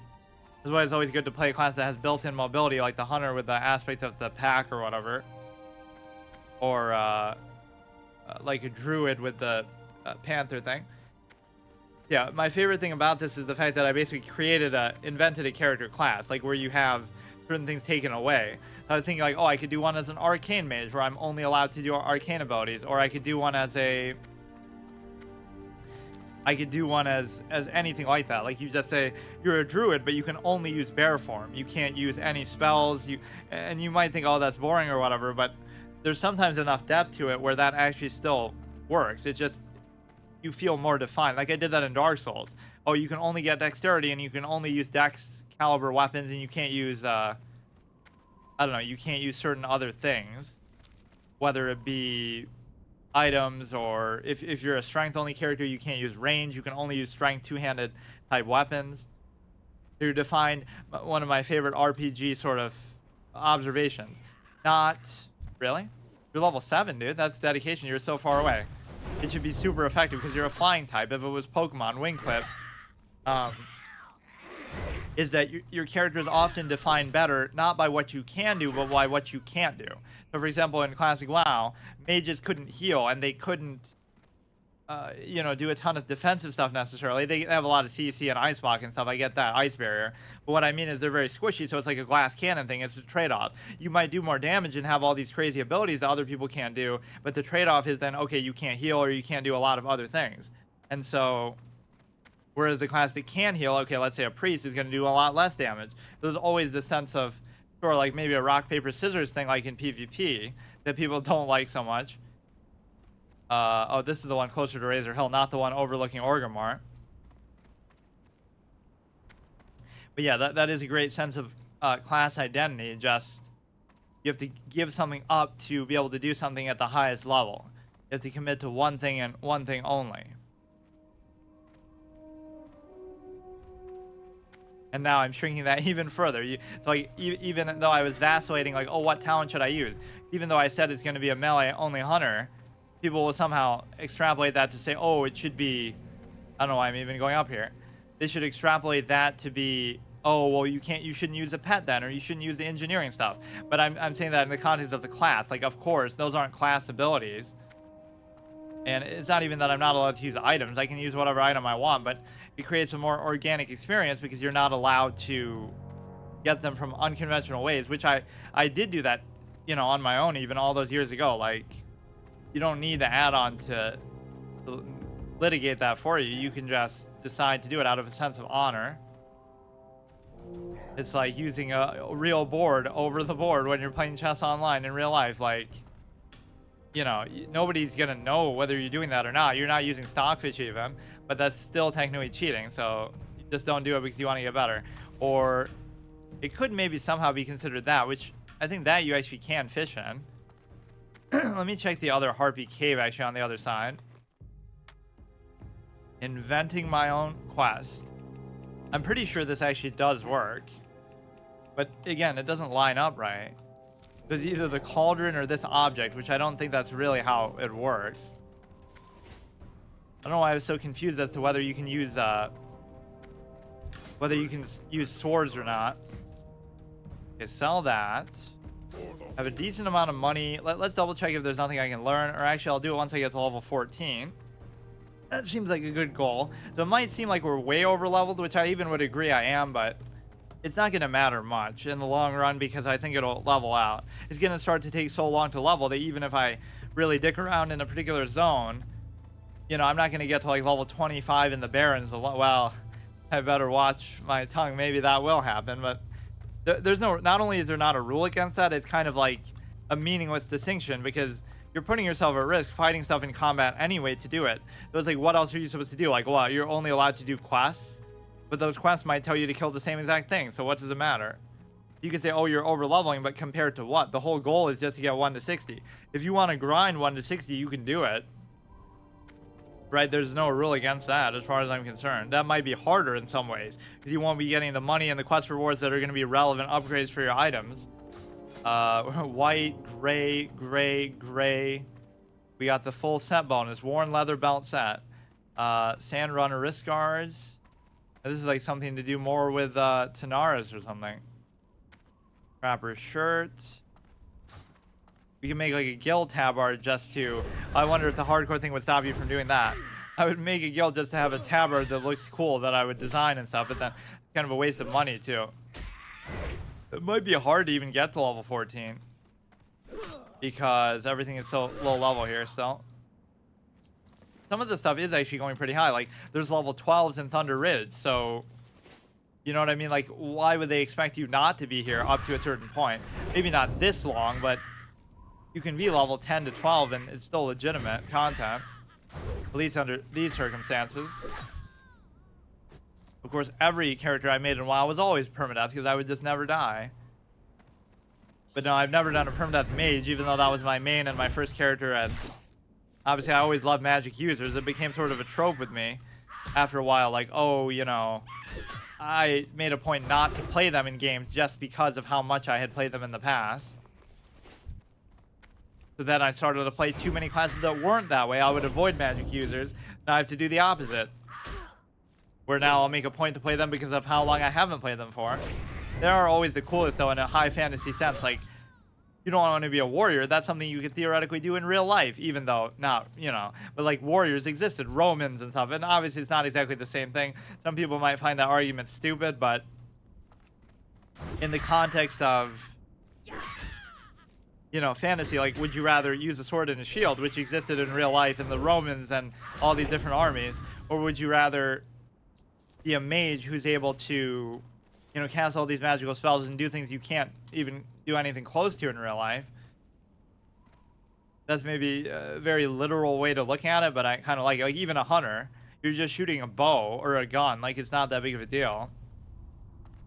I wonder if they changed hunters like that in modern WoW. Like, instead of guns, now you have assault rifle, like just a, whatever, like a musket, you have assault rifles, and you have all these kind of crazy, more modern guns, weaponry. That would actually make sense. They sort of escalate the firearms you have available. You're starting to use like laser sci-fi pistols and stuff. And see, this is the mechanical thing that they should have done to make WoW 2. Hunters in modern WoW should be like playing an FPS. That's how it should feel. And like warriors should feel like Dark Souls combat, melee combat, or chivalry style. That's literally what they should have done with all the billions of dollars of resources that they obviously made from WoW with all the sub fees and stuff.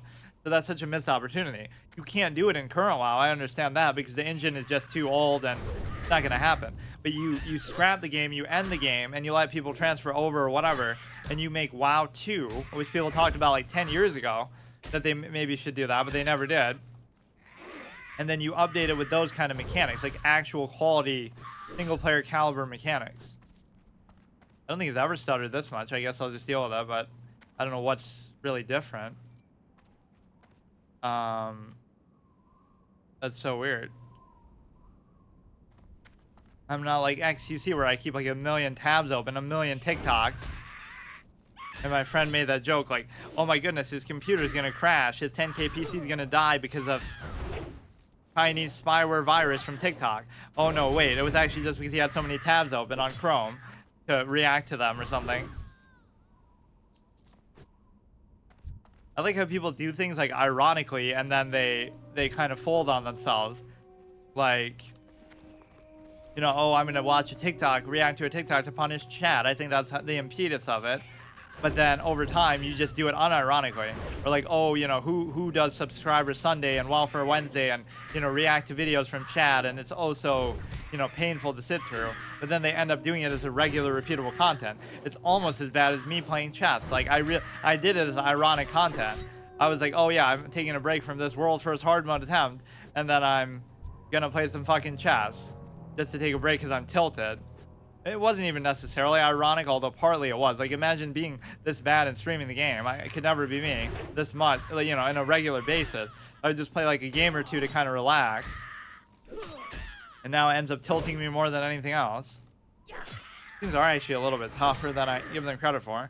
There was some kind of chest here, which maybe this is a good opportunity to get it. It's going to start to take forever to level up, especially if you're finding stuff this much lower than you.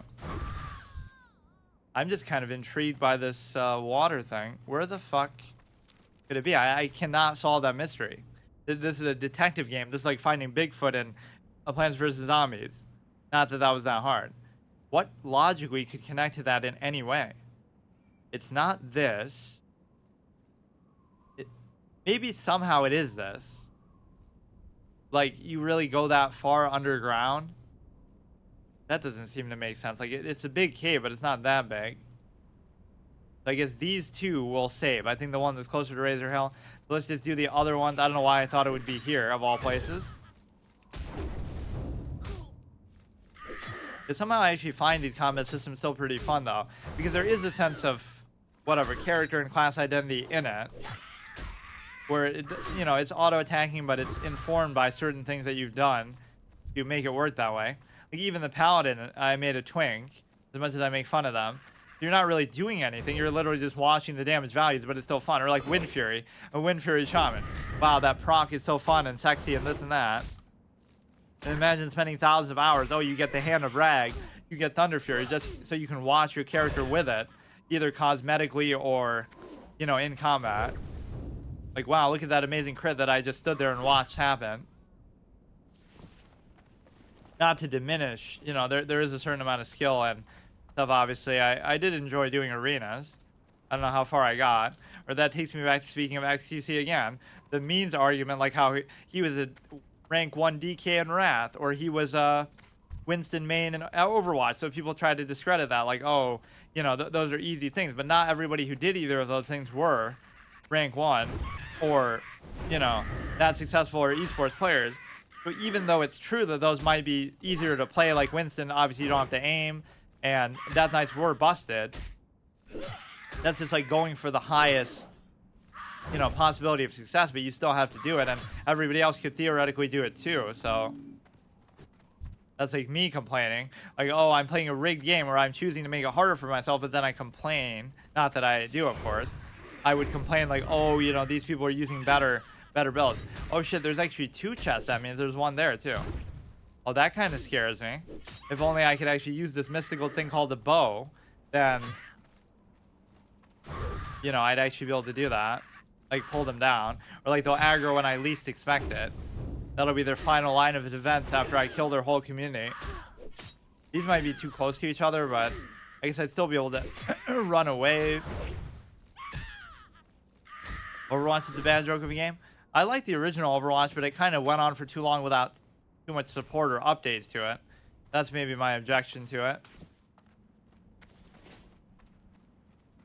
And yeah, Overwatch 2 is a joke because it's just, you know, they just tacked the number 2 on there. It's not really a sequel at all. It's the exact same thing, just they added like one hero or something new, and that they want to call that a new game. I don't think I've ever played Valorant, actually, which tries to combine, obviously, Overwatch and... Oh, yeah, I was, like, protesting it because, oh, they have this... Speaking of Chinese spyware, number 2, that is actually concerning because it forces you to do something in the name of anti-cheat. Like, run this thing on your computer at all times that... Okay, they don't all aggro together. Rather, because they copied TF2 and dumbed it down for idiots. Yeah, I never played TF2 much, to be fair, so I can't really speak to that, but... Yeah, it's of course inspired by it. That's what Blizzard actually does a lot. They'll take other games, like, oh, WoW copied EverQuest, but they made it better. Or Hearthstone copied Magic, but they made it equal, I would say. And You know, maybe they copied TF2, but they made it at least pretty good in effect. Yeah, maybe there's not as many classes that don't rely on aiming there. I always like seeing that, like Reinhardt or something out of place that doesn't almost feel like it fits, right? Where you have a melee class and what is supposed to be a first-person shooter is kind of a cool dynamic. Now they obviously have a million games like that, like Paladins, I think is one, or obviously Valorant.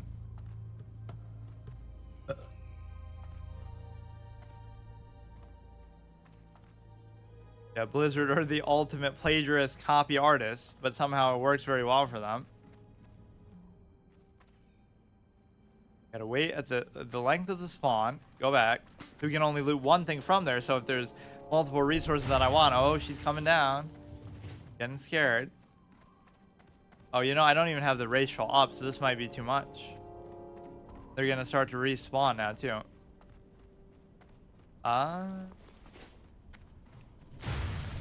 I don't know about this. What am I doing? What am I doing? I can't do it. There might be a timely respawn for them. Shouldn't be able to hit with that, or they always get their last gasp off. This is not that hard to get away, especially in the context of wing clip, and especially if you... Yeah, I use the strategy of edging, like where I'll go to the edge of their aggro range, like I'll fight them along the way, and I'll go to the edge. That way, in case something goes wrong, I can run away like a few steps, and it's already out of range. Don't fight them where they spawn or where you first pull them. Fight them way at the edge of where they might go. Namely, TF2 has been basically without developer support and updates for like 5 years, really. It's still refusing to lose its player base. I always would see those like machinimas with the characters from it on YouTube, but other than that, no, I might have played it like once very briefly, but I'm not too familiar with it.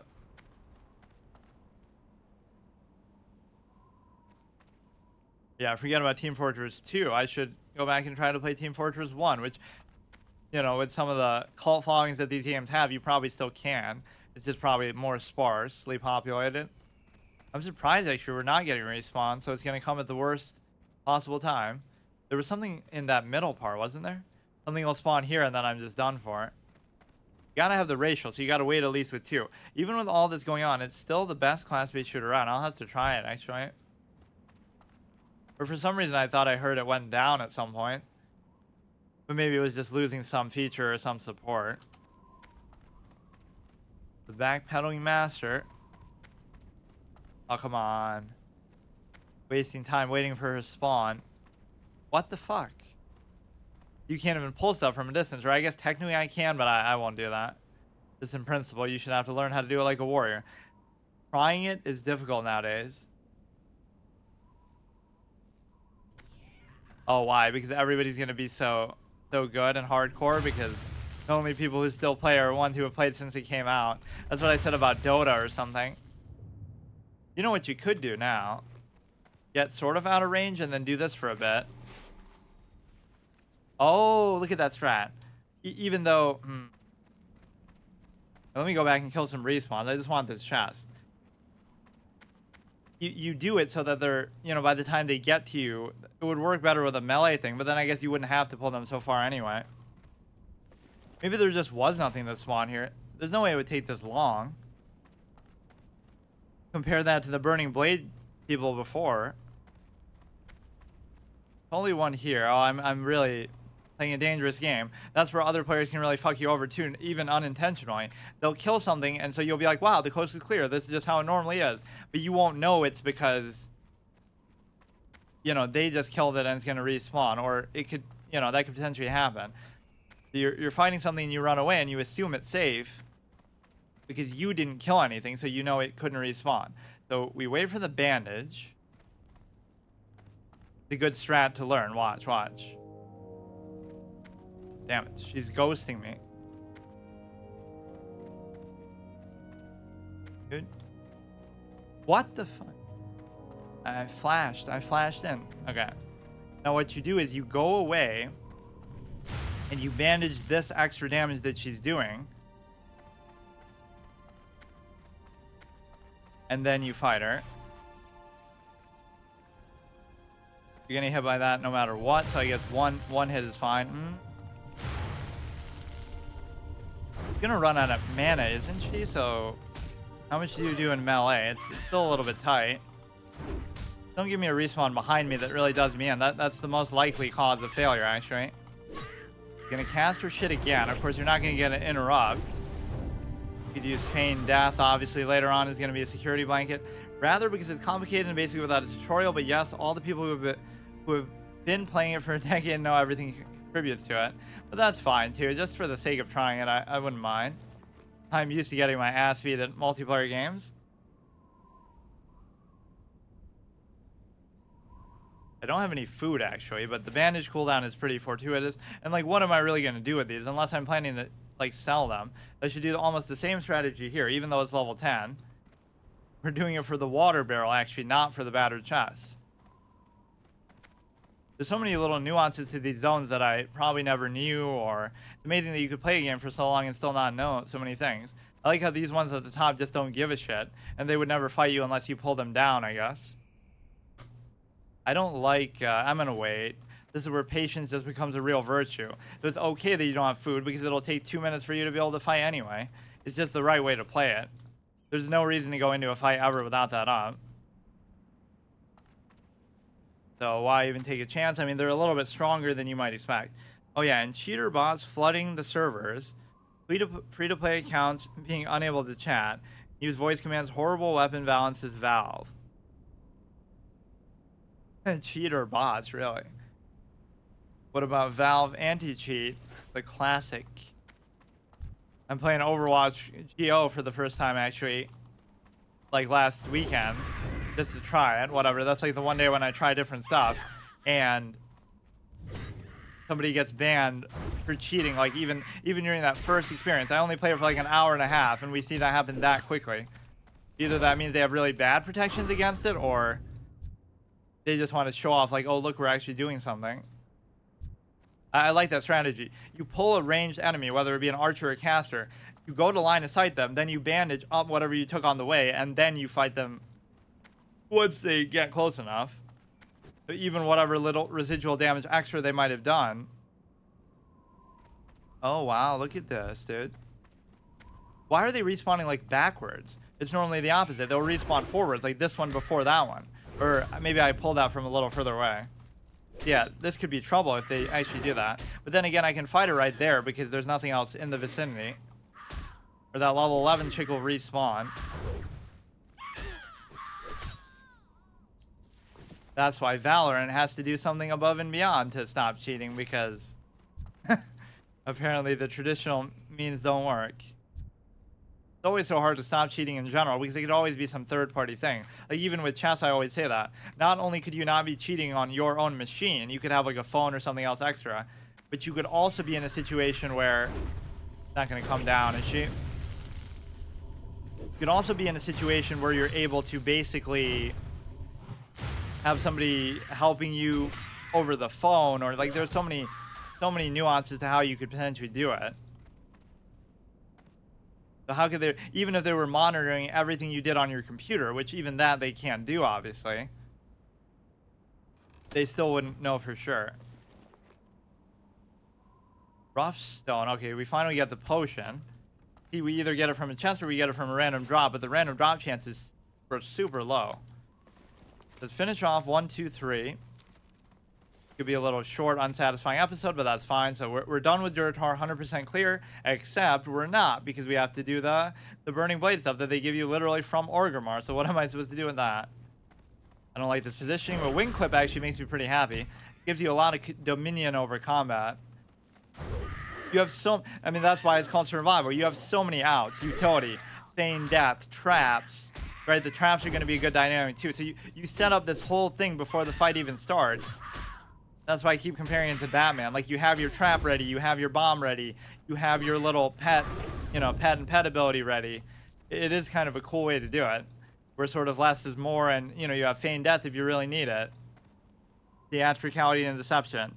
The community just sort of got used to voting anybody who is cheating off the server.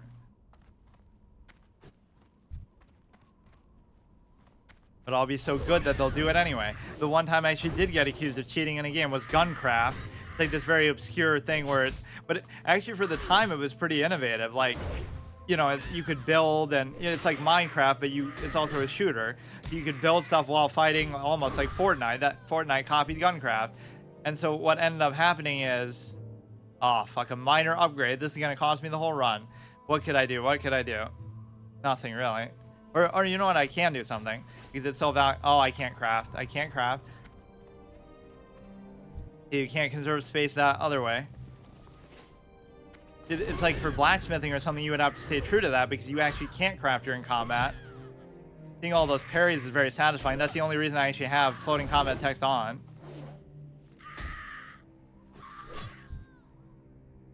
Yeah, would you believe me if I told you this is considered by many people to be the best game ever made? It's hard to judge it though in such a short span of time though. Or even like, you know, maybe the way I'm playing it doesn't represent it the best way either. Razor win, so let's just go back. Although I'm not trying to go back to Razor Hill. We're not going to get any sort of rested experience. Luckily, all the cheater bots are blatantly obvious, and all the human cheaters are quite easy to spot, even if they're trying to hide it. Huh.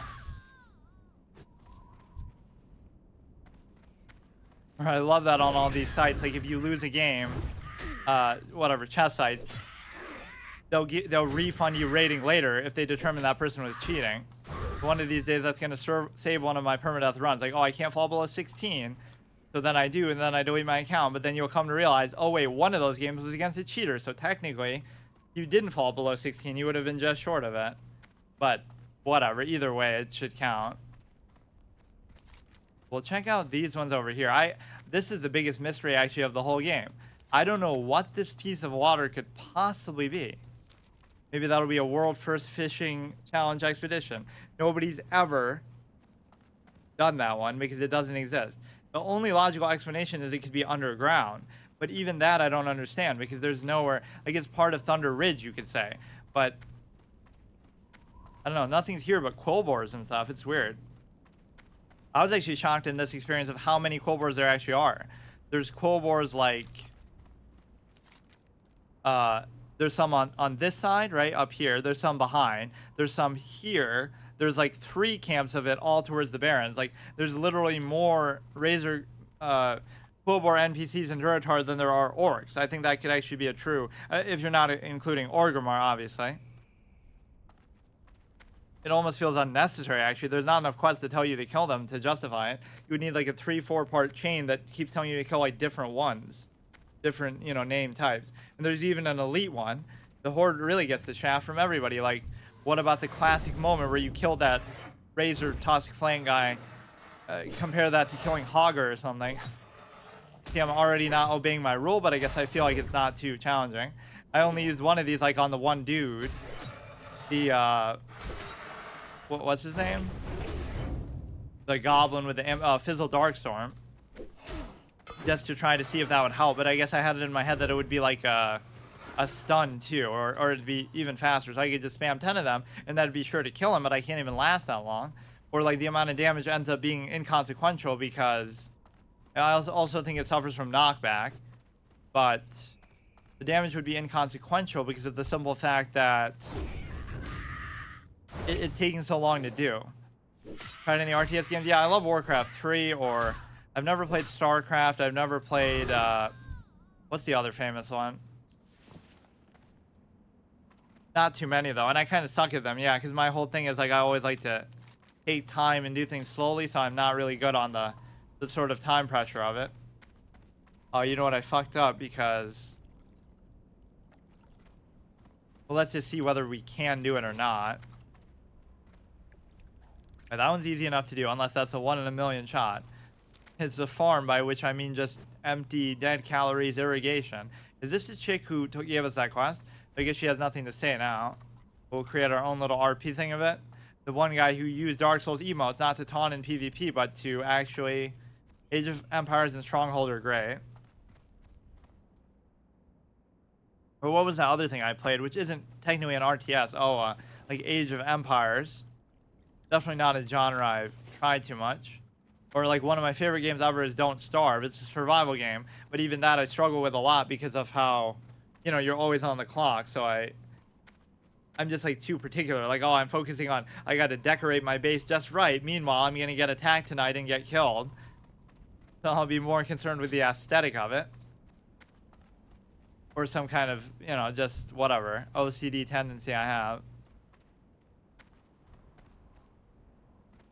Lost to OCD.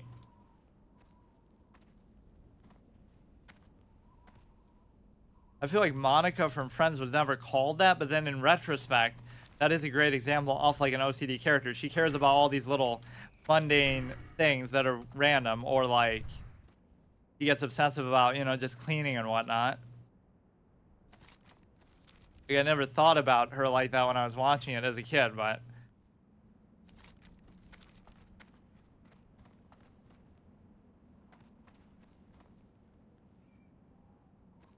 so this would be the kind of brazier thing that you can burn stuff in. You arguably should be able to use any torch, but the point with that is you're almost supposed to do it only in towns, but there will be a lot of these along the paths and in many of these zones, so it's not really that big of a deal. They also aren't necessarily multiplayer. There's a lot of single player content. Yeah, but the strength of those games typically is that people like it for that reason.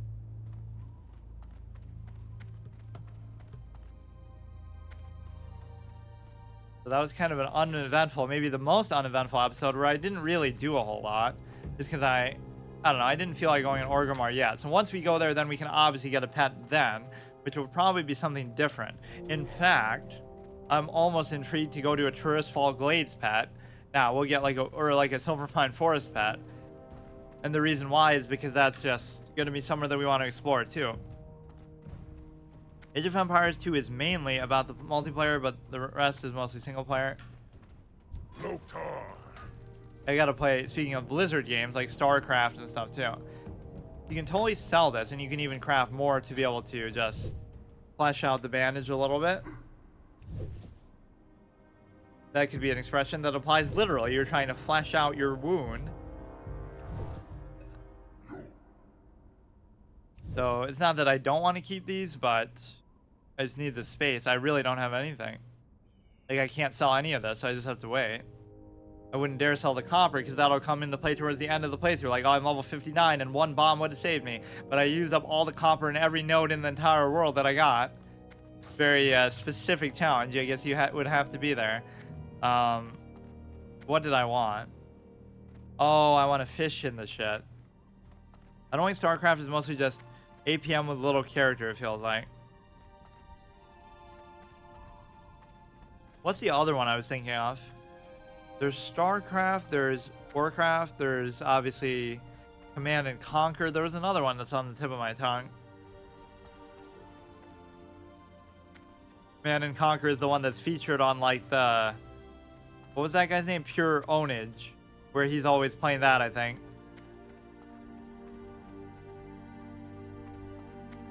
I wonder if they actually... I mean, I'm sure he was good at it. Just... It's like the Swifty effect. He maybe wasn't that good, but he was sort of play acting. Like Anya Taylor-Joy learning how to play chess, you know, to act, but she doesn't actually know what she's doing. I mean, with respect, it's like you can't be fucking world champion caliber just from doing that.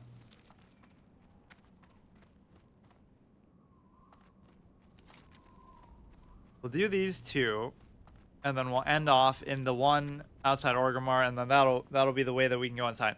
Settlers, American Conquest. Yeah, it might have been Red Alert, actually. Just one that I heard about, I think, at some point. I guess Command and Conquer is the obligatory one, though, that you should try. That's just somehow ubiquitous with the genre. I've never even beaten Warcraft 1 or 2. I just know that Terran Gorfin features heavily, and he's, you know, such an iconic character because of the backstory. Like, he's the first Death Knight ever. The humanoid tracking is still on, which I guess is fine. That's gonna blow your senses away. Like Athena's hearing ability in Court or whatever. You have... The tracking is going nuts because there's nothing but humans around. There's like a million humanoids. Now this chick will think we're stalking her or something. That sort of experience would be tedious. Like, oh, you just went back and forth, but I should just be able to do it on the way. Like, once we get the bag situated, that sort of thing won't be an issue ever, right? We just need a 6-slot bag in every slot. I don't even need like a traveler's backpack or something crazy. Just a little of something. Imagine if we catch like a different fish from this one that we won't be able to pick up. Because just for the sake of completion, I should have to play it in first person, actually. That'd be the ultimate hard mode. Oh, that's sad. She's still crying over the loss of her. Oh, I can eat it though. I can eat it. She's crying over the loss of her kid, and we overhear her, even though she doesn't know we're here, because we didn't wave to her this time. I thought she was only doing that before you completed the quest, but she's still doing it now. Oh, so that's kind of an interesting telling thing. She was crying before because she didn't know where her kid was. Now she's crying because she knows he's gone. Or it could just be like sequence breaking, like she's only crying because she knows he's gone, but you haven't done the quest yet, so you wouldn't know the difference, right? I guess it could work for either purpose, though.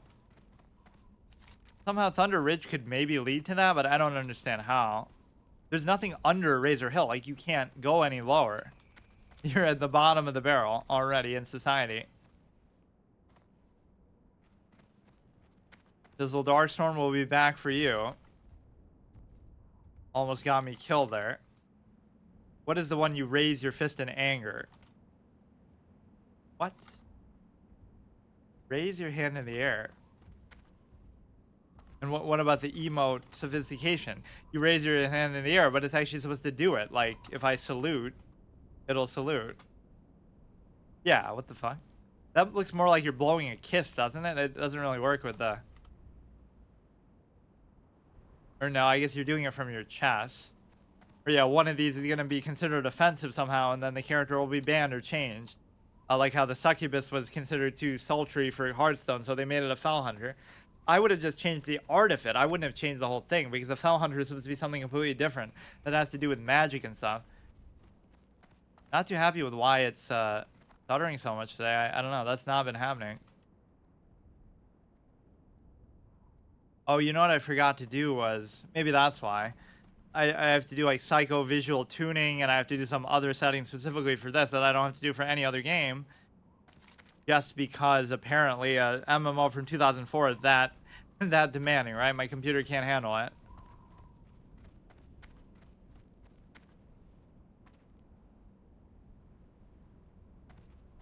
I guess that was a little bit anticlimactic. I don't know what else to do. We are literally on the doorstep of Orgrimmar. How fitting. If you remember all the places that I've rested at, one of them is... Okay, we rested in Sen'jin Village. Then we rested in the Valley of Trials. Then we rested in, let's say, Razor Hill. Then we rested in a house. Then we rested in another house, like, wherever. It doesn't even show up on the map. The one, like, between here and there. Not the one closer to Razor Hill, though. And now we'll rest here. So there will be a sense of progression that you have to make every episode. Like, you can't just stay in the same spot for too long. So even with Orgrimmar, we'll only be able to rest in there one time. You have to keep finding places in the world to do. That's a little bit anticlimactic. Oh, come on. I guess there's just limited stuff I can do, because I could do a lot of inventory management and stuff if I actually had the bank available. But that's just not going to be the case here. I don't like how your head goes through it. Come on, dude. A lot of this is where they sort of reuse the textures a bit, just in the context of, you know, these huts and stuff. That was one thing I was actually a little critical of the first time. Oh, it actually makes sense. You're supposed to put your head actually there, so you're not meant to sleep like through the middle of it. Be our last time seeing this crummy Durotar, or not really, but our character is thinking about the potential trip to Hurstwall Glades that they've only heard about. They've never seen it their whole life. And Orgrimmar, they've maybe never seen either. So either they spent their whole life in Sen'jin Village or Valley of Trials, which doesn't make sense. See, the way they make it seem is like, oh, you're coming to the Valley of Trials for the first time to see if you're worthy of this coming-of-age experience of becoming an adventurer. But where the fuck did you come from then?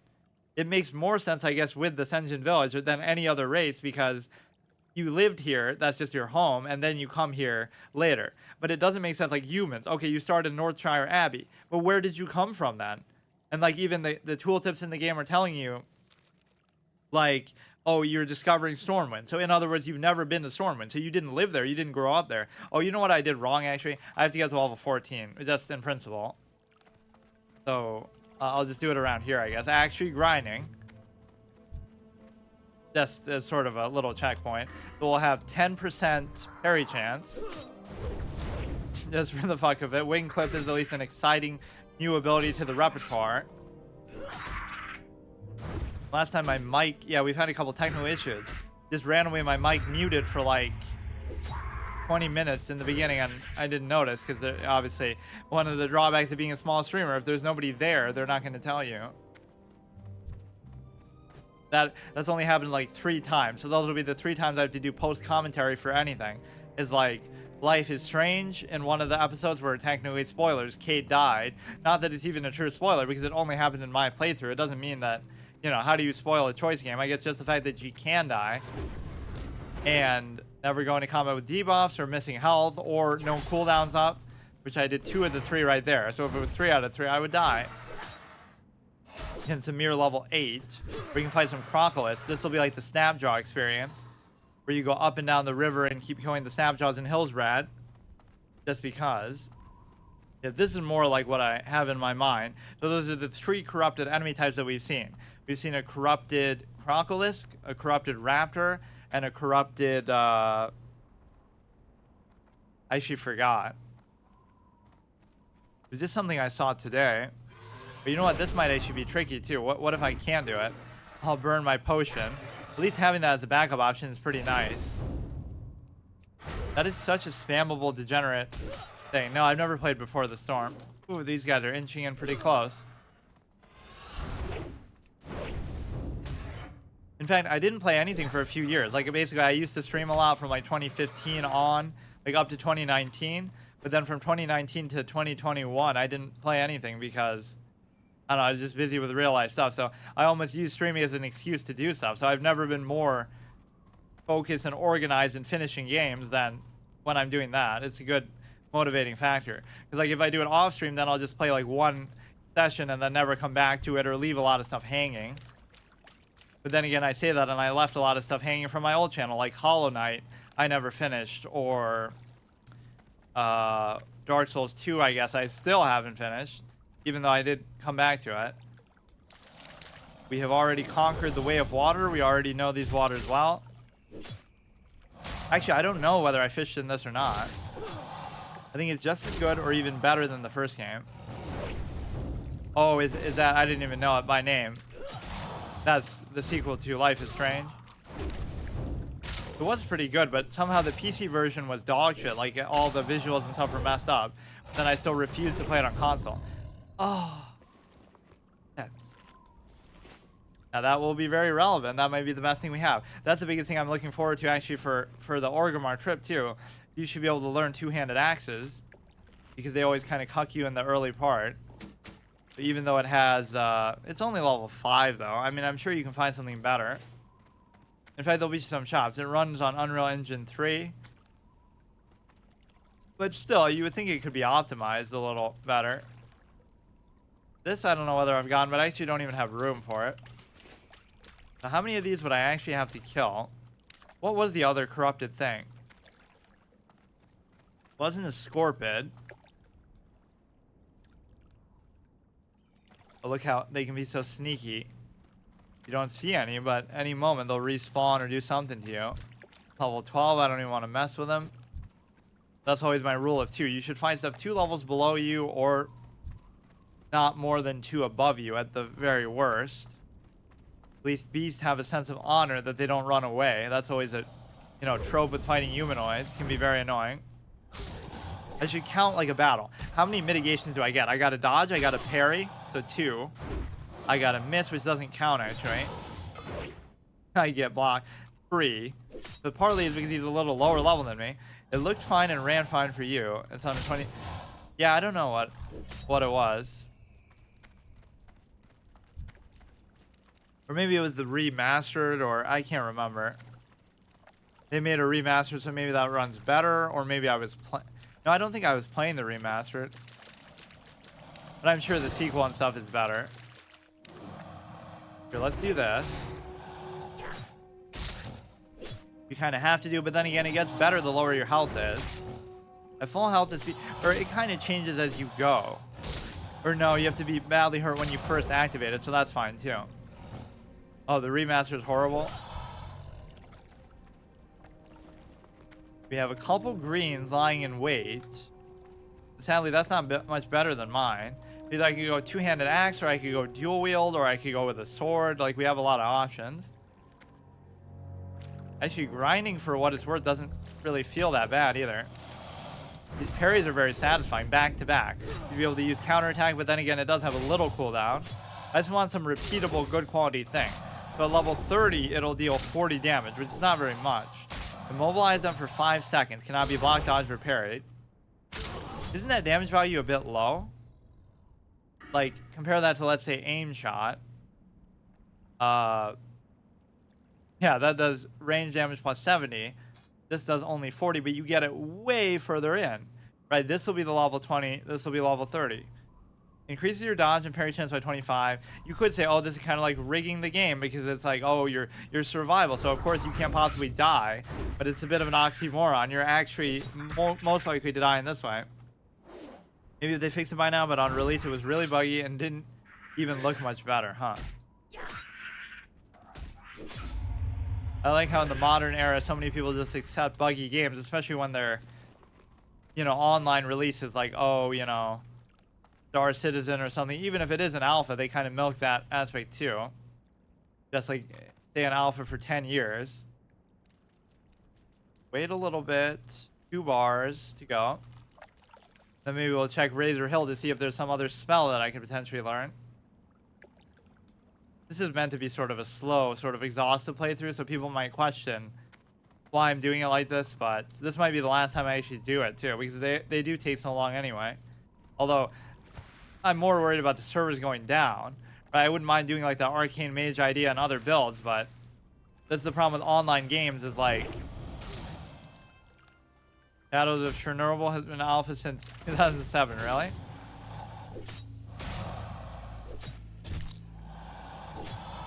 That might be one of the longest ones ever. At some point, you just consider it dead, like it's not going to come out then. Or the alpha is the closest you're going to get to it. Half-Life 3 has been in pre-release for a million years, and it'll never come out. Warcraft 4, which one is more anticipated? They just never fixed anything. You see, this is totally the Horde experience. I can't think of another better river situation than this to just... I guess I could use all the bandages so that I can fish in this one just for the sake of it. But like, you should do one battle. Shit, I messed up. You should do one battle where you fight with the ratio, and then one where you don't. So you fight something a little bit lower along the coastline. Now this is actually Baron's music. Very iconic at that. They even made a nice rendition in Hearthstone of it.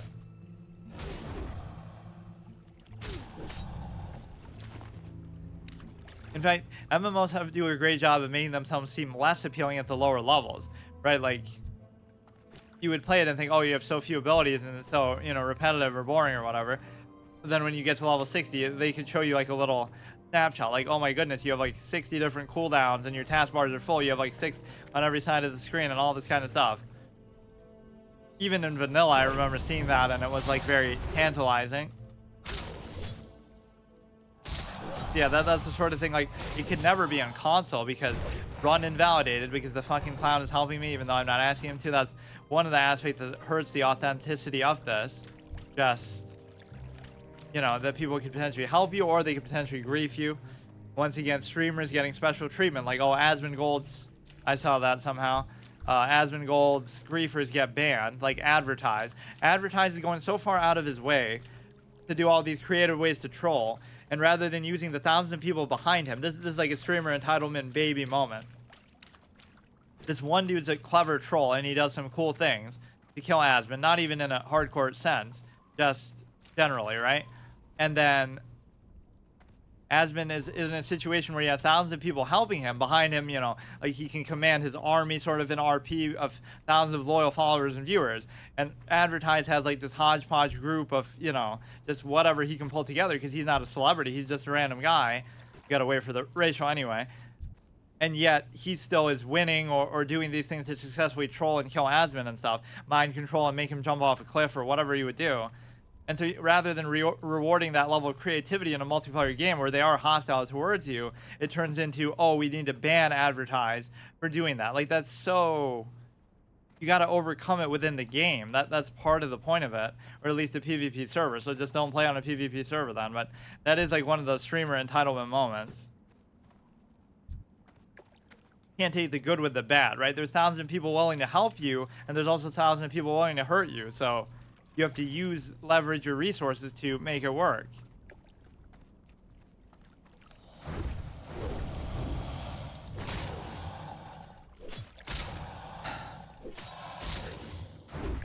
Like, I'll analogize it to like being a female chess player. Like, oh, they have all these horrible things happen sometimes. Some people are jerks to them, right?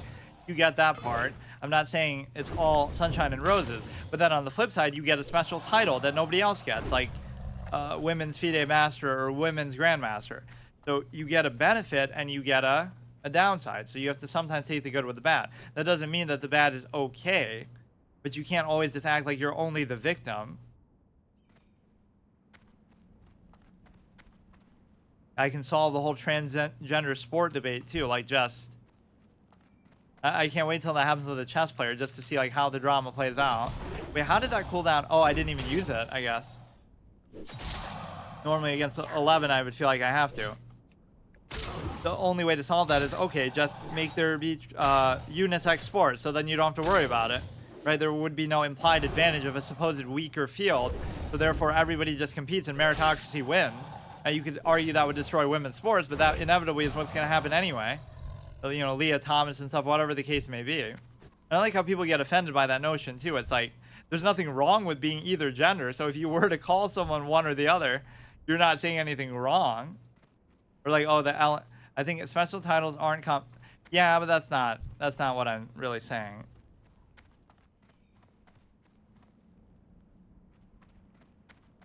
It's like an equal playing field argument, like more,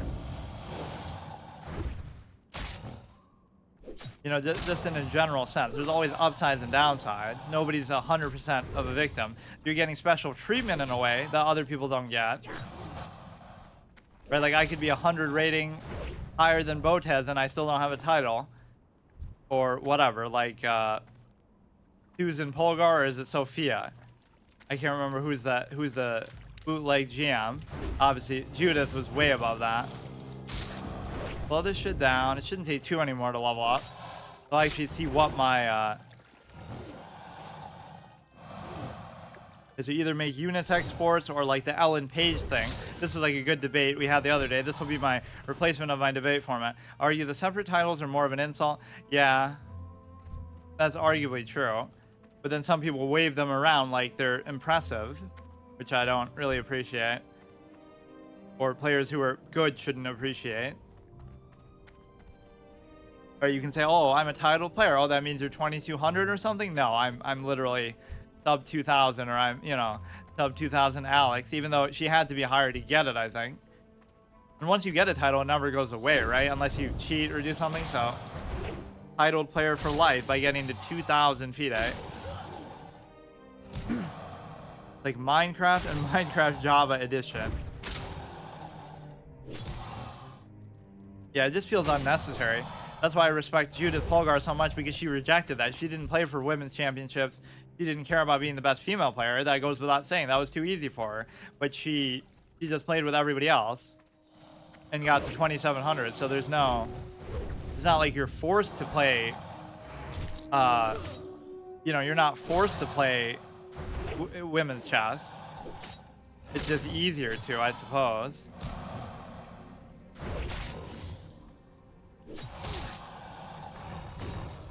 Yeah, with sports, it makes more sense to separate it. Oh, yeah, Ellen Page. It was like, and speaking of her past self, so it doesn't count. Like, oh, I'm not calling her currently a female, but whatever. She was a great actress. I was a fan of hers. I liked her. She did a great performance in Juno, one of her most notable movies. But she benefited from, right, playing a role that she could only play, and she did a great job in it, because she's a female, because she could get pregnant. That's what the movie was about. She got pregnant. And so now, right, now she flips the script to the other way. So if she had been this way then, she wouldn't have gotten that movie, which was therefore her most iconic role. So I could see justifiably how that would bother people. You wouldn't have been able to play that any other way. So what the fuck? So now you'll play a character that you couldn't have played before then. You get to have the best of both worlds.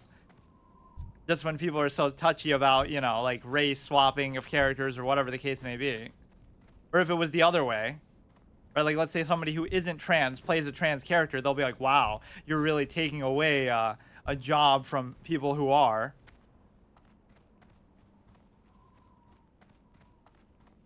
Yeah, finish this.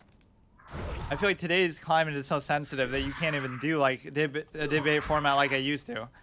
It would be way more controversial than anything that people get in trouble for nowadays. I actually did get in trouble a couple times, but nothing like too big.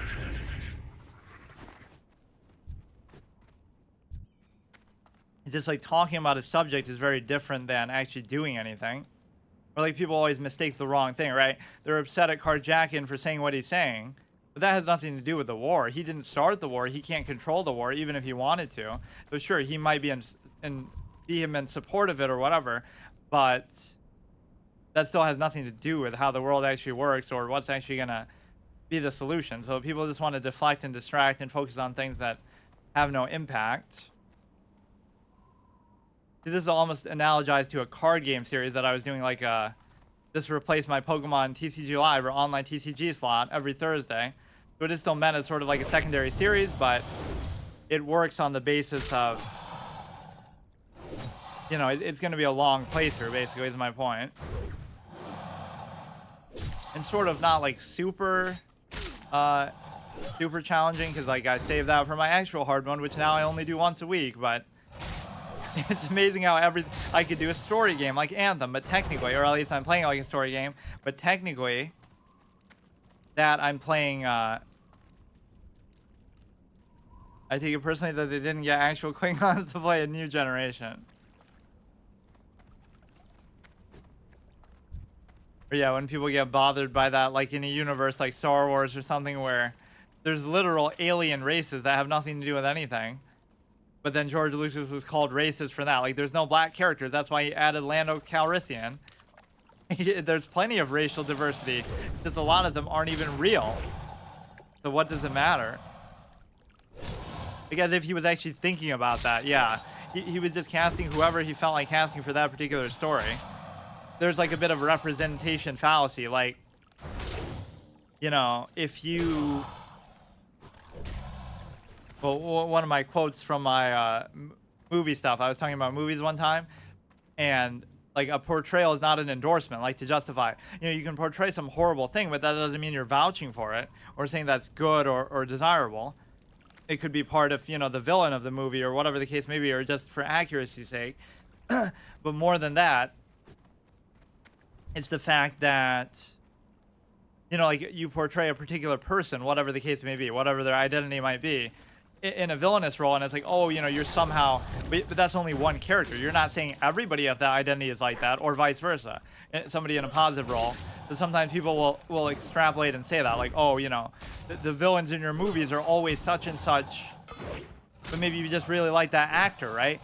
Like I have Liam Neeson was really good as Ra's al Ghul, so I'll cast him in my next 5 movies as the villain. So does that mean I'm portraying him or whatever the case may be in that way, or a whole group of people? I mean, just for the sake of selling it, I don't know. That's too bad. I mean, we are meant to be a tank. In fact, I think you were supposed to be allowed to use shields, or was that rogues? Rogues were allowed to use like bucklers at some point in the beta. Or that's what they should have done. they should release the beta stuff just to see what it's like and just as a bonus thing. In fact, I always was in favor of them having every expansion available and playable, even if there's only one server to do it on, just to, you know, save it in perpetuity.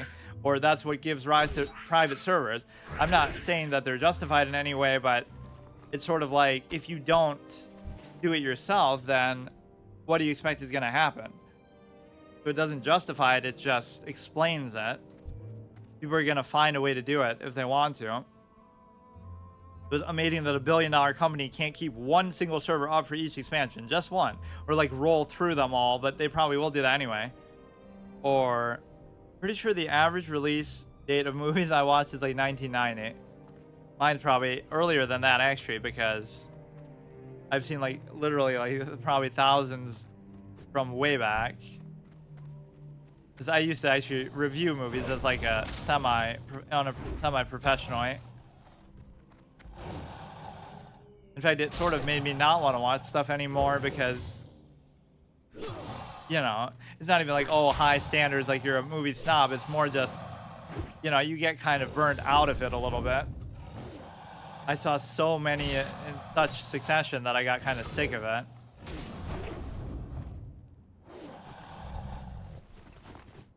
Okay, what do we got left? Probably just one more. We'll go back, we'll sell some stuff, and then we will see if there's not something we can learn as a spell. I almost wanted to save money for being able to learn like two-handed axes or something, but imagine being level 13 with this, level 6 item, and even that's just a lucky drop. We would still be using the tomahawk for all intents and purposes. So no pet, no range, hardly any class abilities, and yet we're still doing this well. So who says classic is hard? Last thing I watched was part 2 Czechoslovakian comedy movie from 1955 or so.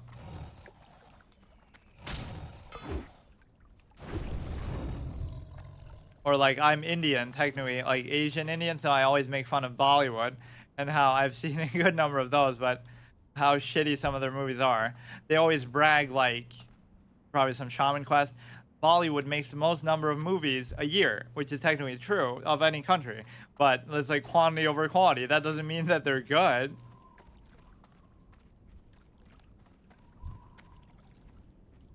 Or like they'll copy something very, very precise. There's this movie, what's it called? It's a copy of Man on Fire that I actually thought was a little bit better. Even though it copies it like scene by scene, somehow I actually liked it more. What was it called? Oh, I can't remember. It's with Amitabh, and it's like, just like maybe it's called like Stranger or something. The Stranger.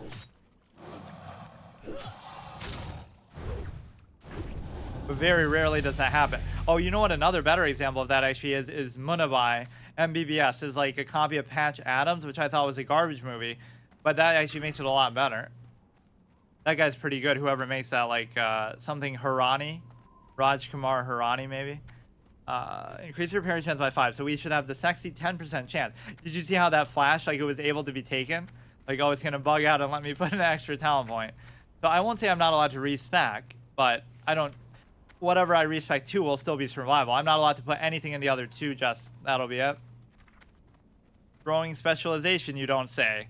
That's something of a specialty myself, and you know, throwing permadeath runs. How fitting. That'll be the only throwing that we're doing here, because we can't, you know, we're not allowed to use range that way. 3 hours, 3 minutes. Now, that might seem excessive. Oh, shit. Actual level 14 in Durotar. I can't believe it. And before we actually truly leave, we might be level 15. Before we get to like level 20 somehow between Touristfall, Glades, and fucking Mulgore. This is meant to be like a horde exhaustive run too, just to sort of flesh it out. Alliance player plays Horde for the first time, and you won't believe what happens. Worn, worn, worn. Of course they're worn because I'm wearing it. So the engineering stuff hasn't come into play much. What did I actually even want to sell? I guess there's nothing to sell. Wait, I guess I can sell the bandages. These I'm keeping for like either anti-venom something first aid. I don't know whether just to get the skill up or whether to, maybe that'll be useful somehow. If we're truly committing to the survival idea, that's what it should be all about. So almost 10%. I feel like it's fluctuating a little bit. I don't know why. Like, what gives me parry chance base? Nothing mentions it. Chance to dodge, score a crit. In fact, it might go down a lot over time. You know, when I'm level 60, it'll only be like 6% because of the 5 and stuff. It's not like I'm going to be wearing gear that lets me do it. But that is still pretty satisfying to see how much you do it. We'll have like a 20% mitigation chance between the 8% dodge. That's not included here though, is it? Or no, it is. 16, so basically 26% chance. 1 in 4 hits will mitigate. And if we were to mitigate them, see, that's going down hard because you need better gear. We'll also be able to do this ability, which I'm not that impressed by in retrospect, but at least it'll give us something to do, period. And we will be sort of the tank for our pet. I want to see what abilities can I learn, and I guess that's pretty much it. At least we got a level, we made some kind of progress, and then, to be fair, this was like the first time I've actually felt like it was actually a grind thing. It was mostly just exploring. Like, that Burning Blade Cave is a new discovery. I don't think I've ever seen that in my life. That was kind of a good tracking moment. I wouldn't have still known it was there unless I tracked with the hunter, because saw it from a distance. I'm like, where the fuck is that? Just like I'm saying with this pool of water that I can't figure out. I never said I have to do it like as I go through, so I can come back at level 60 and, you know, finish that part.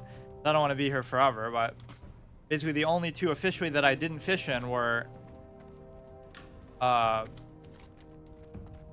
maybe this one and that one. Or did I fish in that? I can't remember. It's hard to keep track. This is why I either have to have like an actual checklist, or I have to. What do you need? I have to. Oh yeah, see, there's the anti-venom. But is it gonna require what I'm thinking it's gonna require? Anti-venom. Oh, it doesn't tell you, right? Of course, what you actually need to make it at the time. So I'm pretty close to being able to do that. So it doesn't matter if my bag's full, because we're gonna get to use the coolest mechanic in the game next time, which is the bank. And even that's going to run out of space pretty quickly, but at least we'll only keep like the bare essential. And then of course we can go back to Orgrimmar as much as I want. Durotar. Training guide hunters. Aspect of the hawk is useless. Eagle eye is actually pretty good, but it's too expensive. I shouldn't bother. Dooms in the hunter's vision, only usable outdoors. Take direct control of your pet and see. Now why can't I learn the other pet abilities here, like feed pet? Only usable outdoors last 1 minute. I mean, how do you define outdoors? Like, Stormwind is outdoors because it doesn't have a roof. It's just there, you know?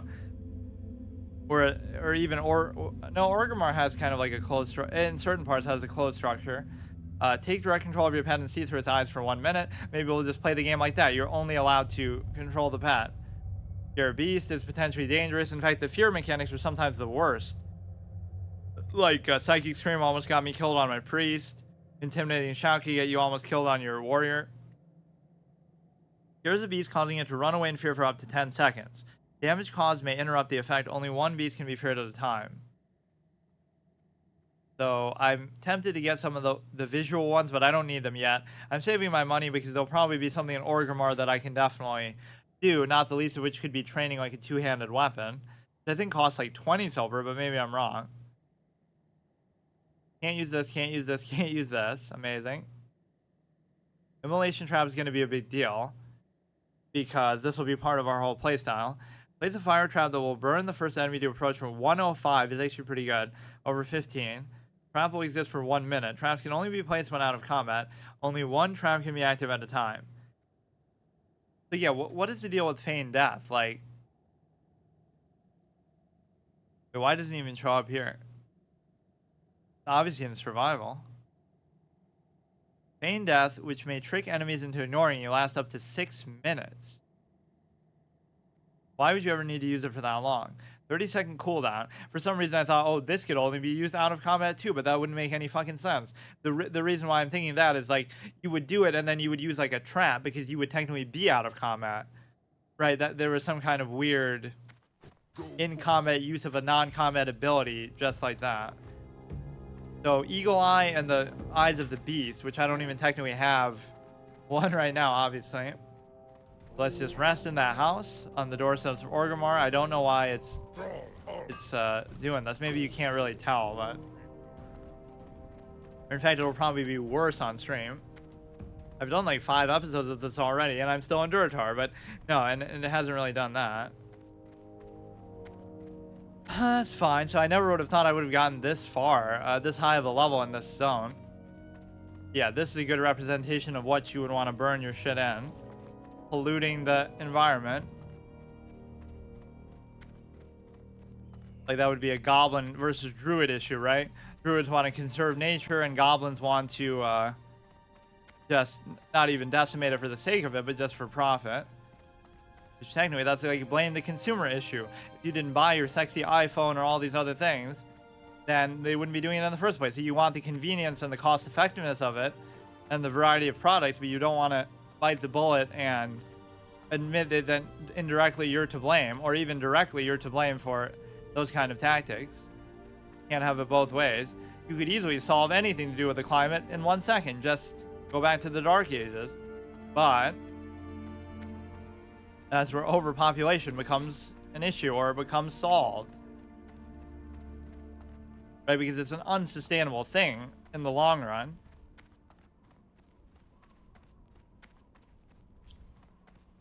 Or, you know, it was funny. We were talking about that, me and my friend, and it was like, did you know that known oil reserves and fossil fuel reserves are going to run out by the year like 2070 or something, potentially? So in other words, the bigger threat than, oh, global warming or this or that is actually running out of them in the first place. You would run out of them 10 times over before you actually cause some, you know, irreparable harm to the planet that's going to kill everybody or make it uninhabitable. So people overestimate that. Like, the bigger issue is you need renewable energy because you're not going to have this stuff forever. There's a limited amount of it. Oil, you know, fossil fuels and so forth. So that's the more pressing reason, but everybody wants to turn it into like some sort of self-righteous crusade stupid thing. Al Gore says hello from his private jet.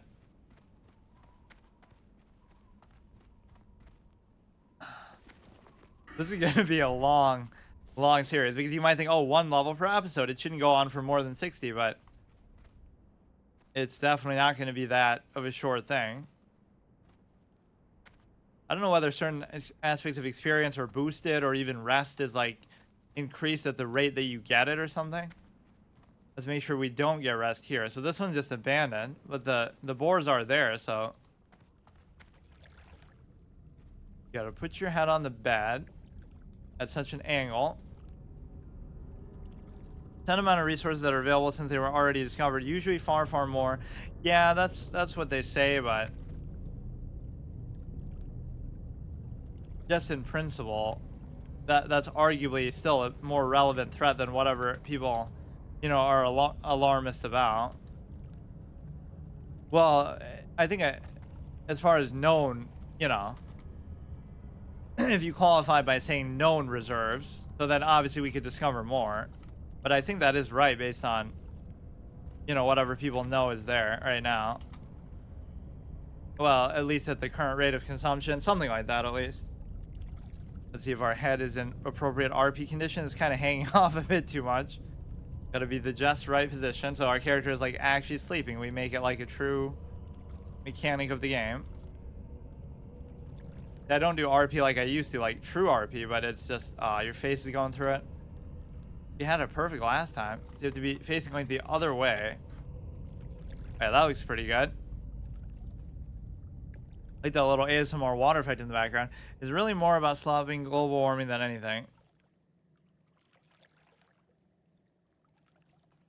I hate the fact that you can't have shoes on. Like, who else suffers from that? Tauren suffer from that. Nagas, that was part of the reason why they justified like not adding them as a race. Orcs can wear shoes. Yeah, I don't really see why trolls can't. Like Tauren, okay, their hoofs are so big, so maybe they don't have the models for that. But no, trolls and orcs should both be able to do it. Undead can obviously do it.